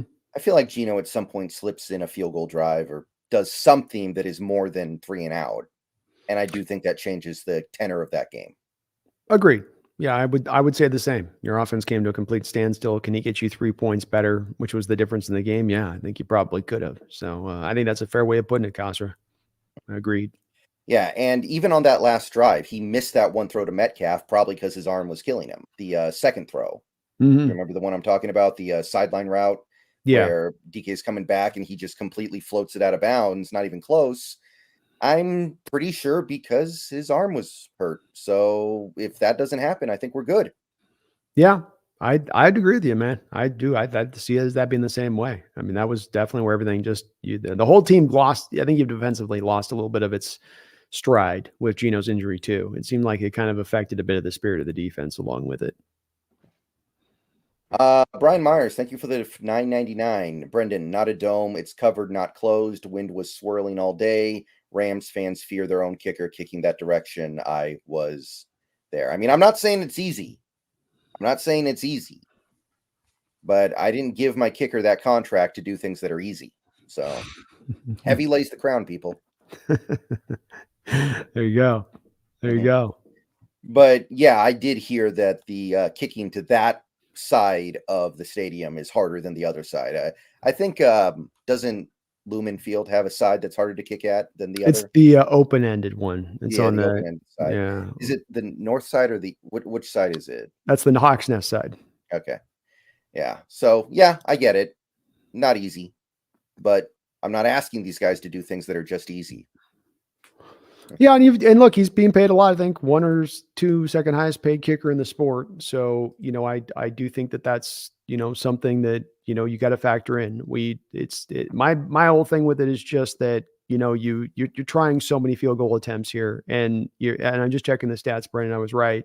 They're right now tied for the number 2 most field goal attempts in the entire sport. So more attempts, you're going to end up with more overall misses. I'm going to reckon to guess that Myers in his 4 or 5 years here is going to have a high in the 5-year period for the most attempted field goals this season. Will be that's my hard prediction for you on that one. And you're going to see with that more misses. And I would guess that of those, as you mentioned, he's got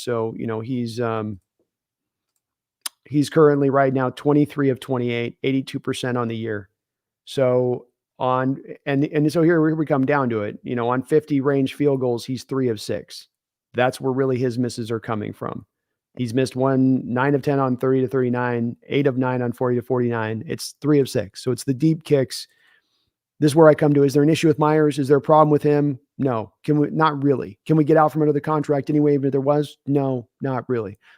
I start to then just pivot and go, okay, I'd like them to kick more, but ain't getting out from under it. Ain't a super huge issue. Ain't like you mentioned Blair Walsh bad or Sebastian Janikowski kind of bad with it.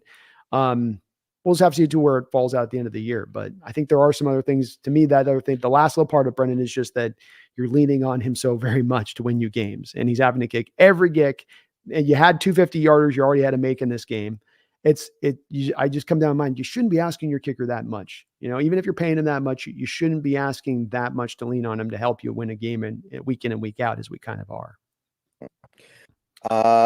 Daniel Bailey, thank you for the $1.99. You guys see the missed helmet hit on last drive. Was that the one on Metcalf when he caught the ball that put us right around field goal range? I don't know. I did not. I must have missed it. I didn't notice too much. That's the only one I can think of. The NFL struggles with the helmet hits sometimes, I think. I think that's still something they're trying to figure out. NFL struggles with a lot of calls, Brendan. This game was another one, as we've said through so many of the games this year. Just the penalty situation and the calls and how the game's called is pretty sus. Pretty sus, Daniel. Yeah, we got to spend a little bit of time talking about that, right? It was too big a part of this game for us not to. I mean, that game was rigged. Let's just start there. That game was rigged, straight up. I was not happy. I mean, I watched it in a bar with 100 other people, so I didn't get the greatest possible look at some of these plays. But the one that really stands out is the PI in the end zone where Puka, I think it was it Puka? Trips? Mm-hmm. Yeah, it was right. Puka. Trips, and the referee, who is not even the one with the good angle on the play, throws the flag. And it turns what would have been a field goal, because that was third down, into a touchdown. And who knows how that ends up changing the way the rest of the game flows. So, yeah, there's that. There's the lack of any kind of roughing the passer call on Aaron Donald when he goes high on Gino. Probably one or two other things as well. Those are the two big ones that really stand out, though. So It's another game in LA where you swear there's something weird going on here, except the Rams should be having games rigged against them this year so they can get Caleb Williams. Like, the referees didn't get the updated note. Like, this is the year the Rams are supposed to lose every game. Yeah, or maybe they're just wanting Seattle to stack up losses that are not in the mix at the end of the year to be part of the mix. I don't know. I'm not a big guy to look at penalties, Brendan. I hate referencing it, but when it becomes egregious, you have to do so. And I find myself week after week throughout games this season going, when is this whole thing going to be? And it's kind of important, I think, for my bottom line on this, which is that I'm seeing this week after week. It's a commonality with Coach Carroll teams that they don't tend to be the most disciplined. This year, it seems to be really driving in an extreme manner. This week seemed to drive in an extreme manner. It's one thing if we're going to get the calls against us and we're going to get more calls against us and it's going to happen week in and week out, then you're going to add on key moment ticky-tack calls like that Puka Nuka call there in the moment on top of it. And it just starts to make people kind of spaz out a little bit and get pissed. And I think rightfully so. I don't know when this whole, it's supposed to be a regression to the mean if they're going to tell us that it isn't a matter. No, nothing's rigged. Nothing's this, nothing. Okay, fine. So at what point in the season is it that there's going to be a regression to the mean where some of this crap balances out, where I don't look at it every week going, we got to be better than this team and 10% better because of the refs? Which one? Just, educate me on which game that's going to be where that actually gets to come back into play and I get to feel that effect. And then I'll be like, okay, yeah, that is the thing that balances out. But I'm not seeing it yet this year. I can't think to a game of like, wow, we got so many more calls than the other team did in this game. There's some calls we'll get, but when it comes down to the balance game of who's ending out with more calls at the end of the day, when it does, I just more often not find myself going, it's this way. And Brendan, I think it's important to pay attention to this, not just to bitch and moan about the NFL having it out for us, but if it's not about it being a rigged thing, then it is about us being one of the more undisciplined, if not the most undisciplined teams in all of football. And if that's the case, that doesn't bode really well when we push this discussion forward. Yeah, absolutely. And I do think that needs to be the main topic of conversation here, because my thing is the Seahawks had 12 penalties on Sunday, right? It was 12. Mm-hmm. Now, let's say that 4 of them were BS. Let's just say, and that's not the actual number. I don't know what the actual number is. But let's say that we're saying 4 of them are BS. Well, then you've still got 8. And 8 penalties per game would still put you on pace to lead the entire league. Mm-hmm. So with those BS penalties or not, other teams are still going to laugh at you when you try to bring this stuff up, because they're like, well, what about the other 8? What about the other 8 where clearly what's-his-face jumped off sides, or clearly what's-his-face false started, or clearly this, or clearly that?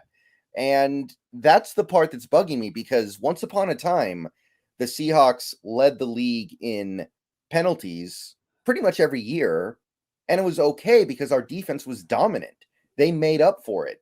This defense is below average. It's 19th in the league right now, and we're still leading the league in penalties. So there's something off in the approach that this team is taking with penalties. I do think that Carroll is one of these coaches who doesn't think penalties are that big of a deal, and maybe that's part of it. But he said this week, I pulled everybody aside in Wednesday in practice, and I said, these penalties, doing things to try to crack down on the penalties. And then he said at halftime, we did the same thing. We got too many penalties, guys. We need to stop with the penalties. And it didn't take. So then I'm like, okay, is it the players now? Where do we start? Yeah, where do we start at that point if you can't get your message across that's important? You do not have the ability to teach it then at that point? Do you have the wrong players in-house to listen to your messaging with it? And we're not merely bad at penalties right now. It gets worse the more you look at the list. Because if you look at a couple of the teams that are in the number 2 and the number 3 pole position there on the list of total penalties right now, they're teams that haven't had their bye yet. Yeah. So you have more penalties than them, and you have one less football game that you've played than they've played. So it is a big issue. It's been a problem with Carroll throughout. If you're getting the other plus side with his coaching game, with the returns to offset it, like you talked about on those old defenses, that's one thing. When there isn't the offshoot of the return, but yet the still extreme that exists, when we come down to, again, talking about maybe a commonality on this stream, Brendan, of, okay, I have an issue here. And you may be, as a general fan, saying, don't have an issue with this. Okay. You may be thinking that. How do I have faith that this will be fixed into the future? How do I have faith that Coach Carroll's teams in the future aren't going to be held back by being ridiculously undisciplined as they have been here this year? Will it just magically self-correct itself? I have a hard time seeing that.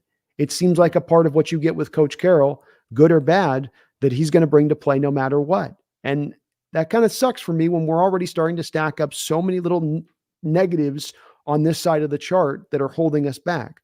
Lack of complex offense, lack of complex defense, predilection and fear of blitzing, soft zone defenses, running game hammering A and B gap runs, lack of use of pre and post snap motion. Just like you keep stacking and you start stacking so much stuff in this other category.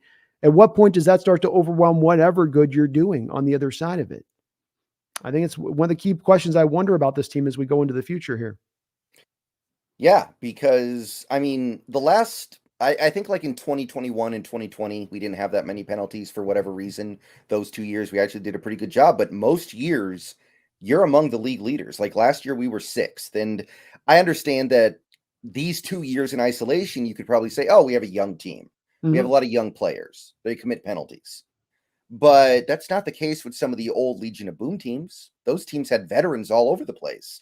In fact, we barely had any young players because we didn't have very many draft picks because we kept trading them for veterans.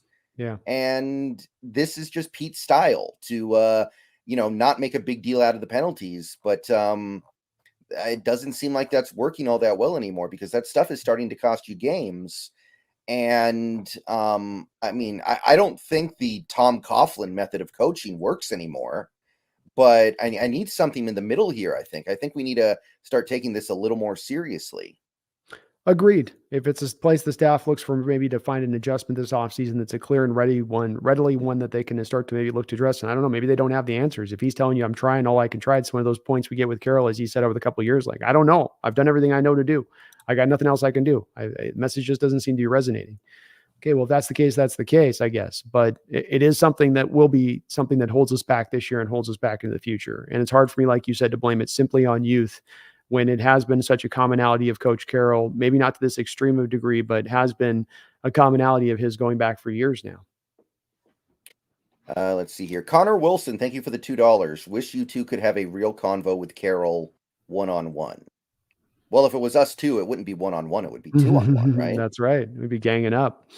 I would love to do so as well, Connor. It drives me crazy, and I know why the media doesn't do it. I'm not going to try to give them a hard time because I think that it's a thing of there's been some sort of thing done in the background where the team has come to the media staff and said, don't ask tough questions here or you'll not be given access. It doesn't make any sense otherwise. These guys never ask anything that approaches a tough question of Coach Carroll.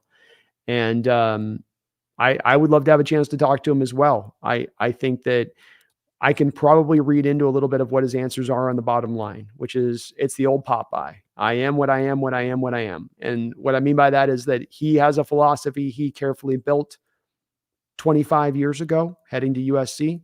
He put a lot into that thought process, and then he had the ultimate success 2 times over on two different levels of competition, the ultimate success. And so that's born into it, an undying faith within that philosophy. Even if there are things that tell you need to start to adjust some things within this, I don't believe that he would tell us he's willing to do so, that he has trust that this will sort of double back around and sort of just somehow kind of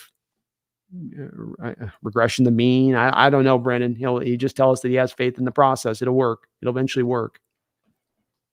Yeah, and I mean, I don't know how else to put this, but this Seahawks fan base has shown that if you don't give them something worth watching, they will find something better to do. And to that point, Nordcam posted on social media earlier today. I don't know if you saw this or not. I think it was Facebook. I'm not sure. But he posted, I'm surprised that there are so many tickets available for this Thanksgiving game against the 49ers still. Mm-hmm. And I saw that, and it immediately just kind of popped in my head like, oh, I think I know what's going on.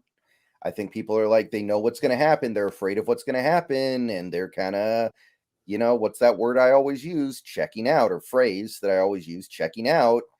Like, they're not going to accept a team that loses 5 games in a row. And to a certain extent, I think a lot of Seahawks fans are kind of just waiting for the 5-game losing streak because that's where it looks like this is headed with these games coming up. And these fans, they're not going to react well to it. They are going to find better things to do, and I can't blame them. Like life's short. I don't think you can't lie to the average fan in this modern age. And I think that I'm not saying all the people will agree with what we've thought in our chat or in the fan base, but there's a big, huge contingent of people in the fan base that are feeling this way. And I've started to kind of arrive there recently in my thinking and being wanting to give the time in this rebuild process to play out and see how it's going to go. But there were people even at the beginning of this rebuild process that were out and at their wits' end when it came to some of the things that they were seeing, some of the very things I'm talking about now and today. These people were talking about 2 years ago that they were tired of seeing. And so to have people arrive at that state where they're a little bit exasperated, I get it. A lot of people love to just cling to the fact that, well, we've been to the playoffs so many times in the past 10 years. You have not been an elite team in 10 years. That's just the bottom line. You have not been close to an elite team in 10 years. That's the bottom line.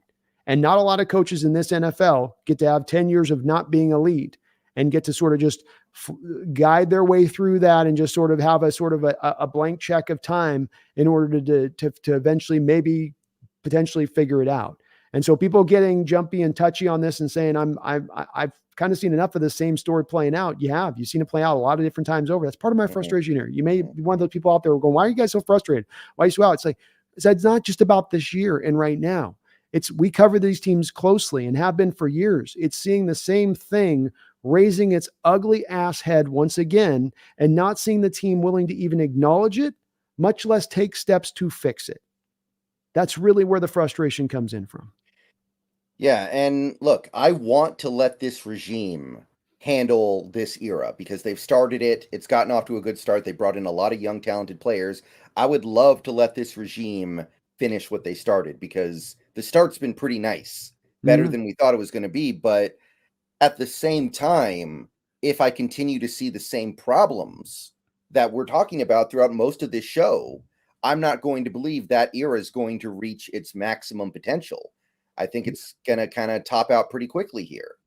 Agree. And, I think that something, it needs to be kept in mind here that at this point, especially, Pete Carroll and John Schneider are separate entities. They are very different people who have very different wants and desires. And it's very possible a lot of these positive things that are happening right now with the team that people attribute to Carroll are actually Schneider. And Schneider now has freedom to actually act on his own now. Like, it's hard to know exactly what's going on behind closed doors here. But to me, a lot of the things going on with this team that are objectively good are coming from John. Yeah, I think especially when you talk about the drafting over the 2 years, because John's referenced the change from going from value to need. And I would love to be able to ask John on a lie detector test, why were you driven to draft for need for those many years from 2015 to 2020? What was the driving force behind that? Was that Coach Carroll in your ear saying, take LJ Collier, get Jordan Brooks? Or was that you actually making those selections? I'd love to know it. But yeah, I have confidence in the talent this team's put out there. The team has set up the stage to be able to go make a run and become a contending unit. But it takes all of the parts working together to be a contender in this National Football League. It is a sport of parity. It is a sport of fierce competition.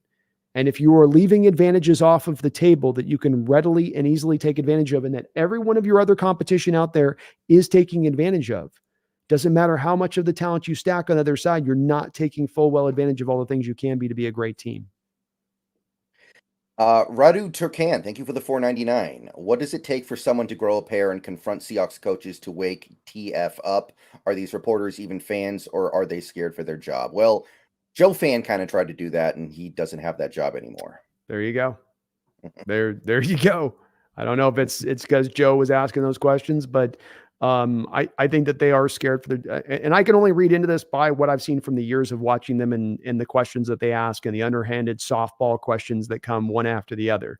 And I think that there's probably somebody with the PR staff of the Seahawks went to the media unit at one point with Coach Carroll, and just after he won the Super Bowl, and they're like, hey, you know what? He's won a Super Bowl here. He doesn't feel like he has to answer Jack Diddley squat to you guys ever again, ever. So why don't you keep the questions in the right kind of mind, in the right kind of space, or you're not given the access.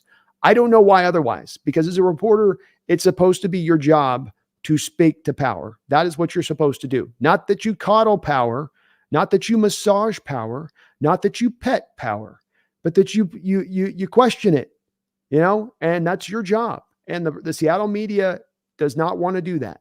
And I don't really understand why. Why be a reporter if you're not going to do what you need to do as a reporter to do your job? Is it just because you wanted to just type cute little columns that barely anybody reads, or you're like, come on, I don't get it. And there are other reporters out there in this country and other cities and other places that will ask those questions. Ours just happens to decide to take that left turn and say, no, we don't feel like asking anything tough. We don't want to make the old man mad. Mm-hmm. So be it. Yeah. I mean, at the end of the day, I don't need the reporters to ask those questions. I need those questions to be addressed behind closed doors so that come game day, it doesn't happen anymore. And I'm not seeing that either. Like, that's more important. So, Sure. Yeah. I'd settle for that happily. Yeah, I would too. I don't need absolutely the reporters to do. I'd like to at this point, because it's like the thing no one's talking about outside of guys like us on maybe online. But it's not anybody that's talking about it in the places to where it maybe has an actual tangible deal. At least when a reporter's asking it, it's being brought out into the general hemisphere of and sort of like, this is a real thing occurring, as opposed to just, well, you guys just missed it this week. How do you get back this next week to get it happen? Those kind of questions. Do you know who Jared Stanger is? Mm-hmm. Yeah, he's one of the Seahawks guys on Twitter. He's not like a reporter. He's not like an inside info guy. He's just somebody. He's mostly a draft guy, but he's a Seahawks guy on Twitter pretty much all year round. And after the game on Sunday, he made this one tweet. He made several tweets. One of the tweets he made was to his followers, just, I really want people to be more open to the possibility that Pete is not an elite coach anymore. And the striking thing about that language is that from his perspective, he is talking to people who are under the assumption that Pete is this amazing coach still. And he's like trying to introduce the possibility it's not true anymore for the first time. Mm-hmm. Like these things that have been bugging us for a long time, he's basically just slowly starting to bring it to his followers' attention. Like, hey, take a look at this, take a look at this, take a look at these results, take a look at those results. Like, maybe not, maybe he's not what you think he is. So that does go to show that to a lot of the fans, I'm sure Pete is still kind of immortal. Yeah, I mean, we saw it a bit with Russell here too, with the folks at the end, that any criticism of him, there's no way you can criticize him. He's the best quarterback in the sport. Shut up, And I think Jared definitely understands that. I mean, I've even seen a couple of comments as we've been doing this. They come in, they get sensitive about it. I'm at the place where I don't really care if there is sensitivity in the fan base on this. We tend to have a thing with us in our Seahawks fandom. In our nature, and it's probably a nature of almost fandoms, where we have these sacred cows that we like to build up. And I don't really operate from the fact there is a sacred cow. And I don't also operate from the fact that Carroll should have a blank check to basically decide when he gets to leave here. Is that 2030, 2035, and we'll just be a middling one and done team throughout that time? And he won us a Super Bowl back 20 years ago, so he's earned that right to do that. That doesn't add up to me. That doesn't track for me. And if Coach Carroll is indeed an elite coach, then why has it taken him 10 years, especially with how much control he's had from a personnel standpoint through a lot of that 10-year period? Why has he not made an elite team during that time? Right. Don't you eventually have to build an elite team to be an elite coach? And if 10 years goes by, that seems like that's a long time to still be calling yourself an elite coach when you're not building an elite squad. So that doesn't really add up anymore. We're not in 2012. We're not in 2001 out there at USC. We're in 2023, almost 2024. And it's been a long time. And, I can't get there, but I get where Jared's come from on, because there is certainly, and I know there will be with us doing this stream today. There'll be people put comments and get super in their feelings about us bringing up these topics, but we're going to keep it true and real with you guys. And when there's good things to talk about, that's what we really feel. And when there's things that we got to talk about that are unfortunate and difficult topics, it's because that's what really needs to be discussed. And it's where we think the heart of this is at. We could be wrong, but we're always trying to be at least truthful from it. We're not going to be truthful with you guys if we just cover up these mistakes and these errors we're seeing and act like they don't exist, kind of like the Seattle media. Pretentious Cameron, thank you for the member message. Bring back the 3 tight end sets. JSN can shine next year. Yeah, there was, admittedly, we don't really use the tight ends very much, even when they're on the field, but there was a little bit of a lack of Disley and Parkinson in this most recent game in terms of snaps. I did notice. Yeah. And Disley's actually rounding himself out to having a pretty good overall year again this year. A guy I know a lot of people jump at the bit, Brendan, to cut away this offseason as being one of the guys at the front that we should look to cut to save money, but who has been a guy that does play very consistent football out there. I think he had maybe a bad drop the last couple of weeks that probably is going to stand out in some people's minds. Yeah. But Yeah, I think that the JSN pick, and I think he's going to be a good player for us for years to come. But I think his selection also was a bit of the part of what's thrown our offense a bit off the tracks here this year a little bit, and leaning away from what we do good to trying to acclimate and build to what Waldron wants to go and get to. And it's left you in a little bit of an in-between place, Cameron, as far as that's part of that lack of identity and being this and being that and being everything to everyone everywhere a little bit offensively without ever having that identity or something that you can call upon and rely upon for success. Gammon Brown, thank you for the $5. 49er fan here. I was a huge Charbonnet fan coming out of UCLA. Why is he not used in play action more? How much will game plan change for Thursday? Thank you, Gammon. It's good to see you back in the chat. He was in there earlier on an earlier stream with me today. So thank you, Gammon. Yeah, so the play action part, let's start with that. Why is he not used in play action more? Well, and Gammon, it's going to be a common theme here, man. I'm not trying to sound like a one-trick pony or a one-note musician, but unfortunately, there's things that work on this team that the team runs away from inexplicably. And so be it 2 and 3 tight end sets like the previous poster just mentioned, Gammon, that we've been very good at and efficient at, especially from an EPA standpoint. Yet we always want to lean away from it to try to get to the 3 wide receiver sets in JSN. Geno Smith has been absolutely nails out of play action this year.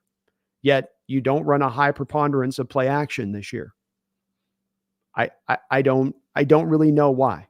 It's even like Brendan talked about Gammon earlier. We'll even be in these 3rd and 1s, 3rd and 3s. Plays where you like just use the play action to kind of get them to bite and hold. You know, even if you want to really throw here, at least it's a no-brainer to work the play action in because you're going to get the linebackers to bite up. You're going to get them to take that false step forward, and then you can hit a little. You'll have a little bit more opening to hit your pass. Instead, you'll see them just do blind dropbacks on a 3rd and 2 or 3, giving the defense all the indication that it's a pass post snap instantaneously. Charbonnet could be really good off of the play action for sure. And he has found a fitted role here, Gammon, where at least now he's become more of the 3rd down back for us and found his footing there to where, you know, that's definitely a place he's blocks well and he's got good hands out of the backfield. But to my recollection, we had play action on the Metcalf touchdown in this game where the play action clearly made the safety step up and Geno was able to fit it where the safety would have been. I think. Yeah. I don't get why every time they go to a Brennan, and it's one of those stats they'll even show on the telecast through the game that you'll see where we really run it well, really run it effectively. We just run away from it all the time. And I don't have I usually have an explanation on some of the stuff, Gammon, but we do things that kind of defy explanation because it doesn't add up and make sense. If you have something that's working from a football standpoint, defensively or offensively, this one thing that for us is working. You kind of would hammer on it until it starts to find a little bit less success, right? The returns start to be lightened up. You wouldn't just bail off of it as it's giving you those full turns of success. Oh, we're blitzing and we got a sack on it. Oh, let's stop blitzing. But we just got a sack on it. You know, we ran play action. Geno's got a perfect quarterback rating. He's thrown for 140 yards in this game and a touchdown off back of play action. Yeah, but let's not go to it. It's inexplicable. And I don't know why. I'm not really sure. And I wish I had a better explanation for it. I just don't. How much will the game plan change Thursday? I don't think the game plan is changing. They haven't changed the game plan so far this year, Gammon. So I don't think it's going to change this week. You know, we'll come out with a scripted 15 to 20 plays that'll probably be ran pretty well against your Niners. We'll probably cut out a touchdown early and maybe a field goal. And then you'll start to see the offense taper off and it'll start to become more stagnate and less of motion throughout the course of the game. You'll see less post-snap motion throughout the course of the game. They'll start taking more deep shots over the course of the game where it's all or nothing. If I'm making a prediction about how the offense plays out as we go forward, that's my prediction because that's how the offense has played out through most of these games and the styling and their approach to it. Yeah, I agree. I don't know what else I could expect right now. John Stillwell, thank you for the member message. Hi, guys. Hope you are having a good night and good day John? On Thursday. What's up, John? Good to see you. It's good to see you in the house, John. We're doing great tonight, man. Hope you're doing well, too. Hope you are doing well, John. Coda Dad, thank you for the $14 Canadian. Most teams slowly roll their playbooks out over a season. Do the Seahawks do that? And if so, do you expect to see anything new or different against the 49ers? Interesting one. I'd love to believe that they've just kind of been sitting on some plays in the playbook this year, Codad, where they're like, let's just get to that 4-game stretch and then we'll really let them see what we got. I mean, it's possible. Certainly it's possible. Anytime now that they want to start rolling those magical plays out. They're free too, like it's we don't have to hold on any longer at this point. But like there's no reason to hide play action. It's not like nobody ever runs play action and you're going to whip it out in game 11. People are going to like, whoa, look at all that play action. I agree. What is this? It's like, did you ever see a semi-pro with Will Ferrell when the guy dunks for the first time ever and everyone's like, what was that? What was that? That's not legal. Yeah, that's not legal. He could do that. No, he can't. yeah, it's not like that. Everybody does play action. Like we don't need anything crazy on this offense. Just do things that make sense. I think Kodad, the way he puts this is the best way, is that you aren't needing to do anything crazy offensively. It's that you just need to lean on what's working well for you. 2 and 3 tight end sets, it's working well. Lean on it. Stop making everything in the running game about hammering up through the A and B gap. It's really A gap and then just a little bit of B gap runs. It's really those two that you're going at. It's including more of the outside zone runs so defenses can't clog the middle of your line and close those holes up, tighten their splits and close those holes up. Finding more of a utilization in the horizontal running attack. I don't think, to me, those are secret special plays you have. It's just utilizing all of the ways to attack a defense, which we just don't do. We utilize the method of hitting A gap runs. We utilize the method of hitting 9 routes over the top and deep balls. We'll do little check down throws as well out into the flat, but it's not a lot else other than that. As Brendan talked about earlier, we certainly don't look to the middle of the field. We certainly don't look really intermediate. That's not really in our bag very often either. Right. So I seriously doubt that's going to be the thing that saves us this week against the Niners. And yeah, I would assume that if there was anything special in this playbook, we would have seen it against, like, wouldn't you do that against the Ravens maybe? Like, that's a really good defense you could use special plays against. I would have thought you would have done against the Rams, man. I don't think you came into this game. I know they managed I think the management of the rotations wasn't necessarily an indicator that they were just so confident they were going to get this win, Brendan. I think it was really just that Pete Carroll's like, holy hell, we got 3 games in 15 nights. And that probably freaked the coaching staff out to where they're like, we got to manage the hell out of this. But that would have been the game after the embarrassing loss in week 1 to me, that you're going to bring out whatever special stuff you have. You mentioned already the way the mechanics of this play out, losing this Rams game to then go into this Niner attack, that it becomes kind of the must win for you, because the losing then of the Niner game this week isn't big. That's the win you need to go get, and the one that becomes to me important. So I can't quite see them holding back either on that one. All right, so I think we've talked about everything we need to talk about this week. That was not very much fun, but it had to be done, and it's always more fun when we can do it with a partner. So, Brandon, I want to thank you for coming out and doing this tonight. Thank you. Appreciate all the donations too. Kodad, I hope we got you did a $14 donation. Yeah, that was the one we just did. I wish I had, let me just give him one last note, because he did put a drop of $14 dono. I do hope that they do try to do some new stuff this week, Kodad. I do think if you came out in this game and you ran 5-6 fly sweeps in this game, I think that you would find 35, 40 yards on the ground to be had. And especially with having Charbonnet there as the AB gap runner that can really test that Niners, defense inside, where they might want to lean a little bit in there to those runs where you can really take advantage of that. I would be hammering those kind of runs. I'd be utilizing as much of the intermediate stuff as I can, giving Geno some easy completions early on to work off of in this upcoming game. But it's really just kind of leaning into some of the things that you haven't established as much. And I don't think you're hiding it in your back pocket. Just lean on those things you haven't done as much. Intermediate passing, ground game, working horizontally a little bit more, fly sweeps, maybe working in the screen game a little bit more extra to try to dial back those pass rushers for the Niners this week a bit. I think there's certainly a game plan that you can kind of construct to be able to find some success, but it will require them to go in a different direction, Kodad, than they've gone this year so far. All right. Yeah. Thank you, Kodad, for the donation as well. I appreciate that. Thank you, man. Yeah. So thank you everybody in the chat who showed up tonight. Had a good night of attendance. Thank you to everyone who watches these shows every week. We will be doing another one very soon here because of the quick turnaround. So I will see you guys. It's tomorrow, right? We're doing it tomorrow because the game's on Thursday. I believe we're setting up for tomorrow. So we'll be doing the preview game tomorrow. Preview show. Right. Well, we will see you guys tomorrow, and we're going to talk about this Thanksgiving Niners game. But for now, we're still chewing on the last little bits of that Rams loss because I mean, I'm spitting it out. I gotta get it out of my mouth. I need some water. How do I wash this out? It's the taste. Yeah. I don't like the taste in this one, Brendan. When none of us do, but there's another game coming up soon, and we'll be here to talk about it just the same as we were talking about this one. So thank you, everybody. And I mean, look, there's a chance things get worse before they get better here in Seattle, but we're still going to be here. We're all still fans. We're all still invested. We're all still going to see this one through. I don't know about you guys, but for me, I can't turn away. I can't turn away no matter how ugly it might get. So I will be here for every And you never know. Or lose. And you never know. Maybe things go the other way. So for now, we're just going to leave it with this, and we're going to get out of here. Go Hawks.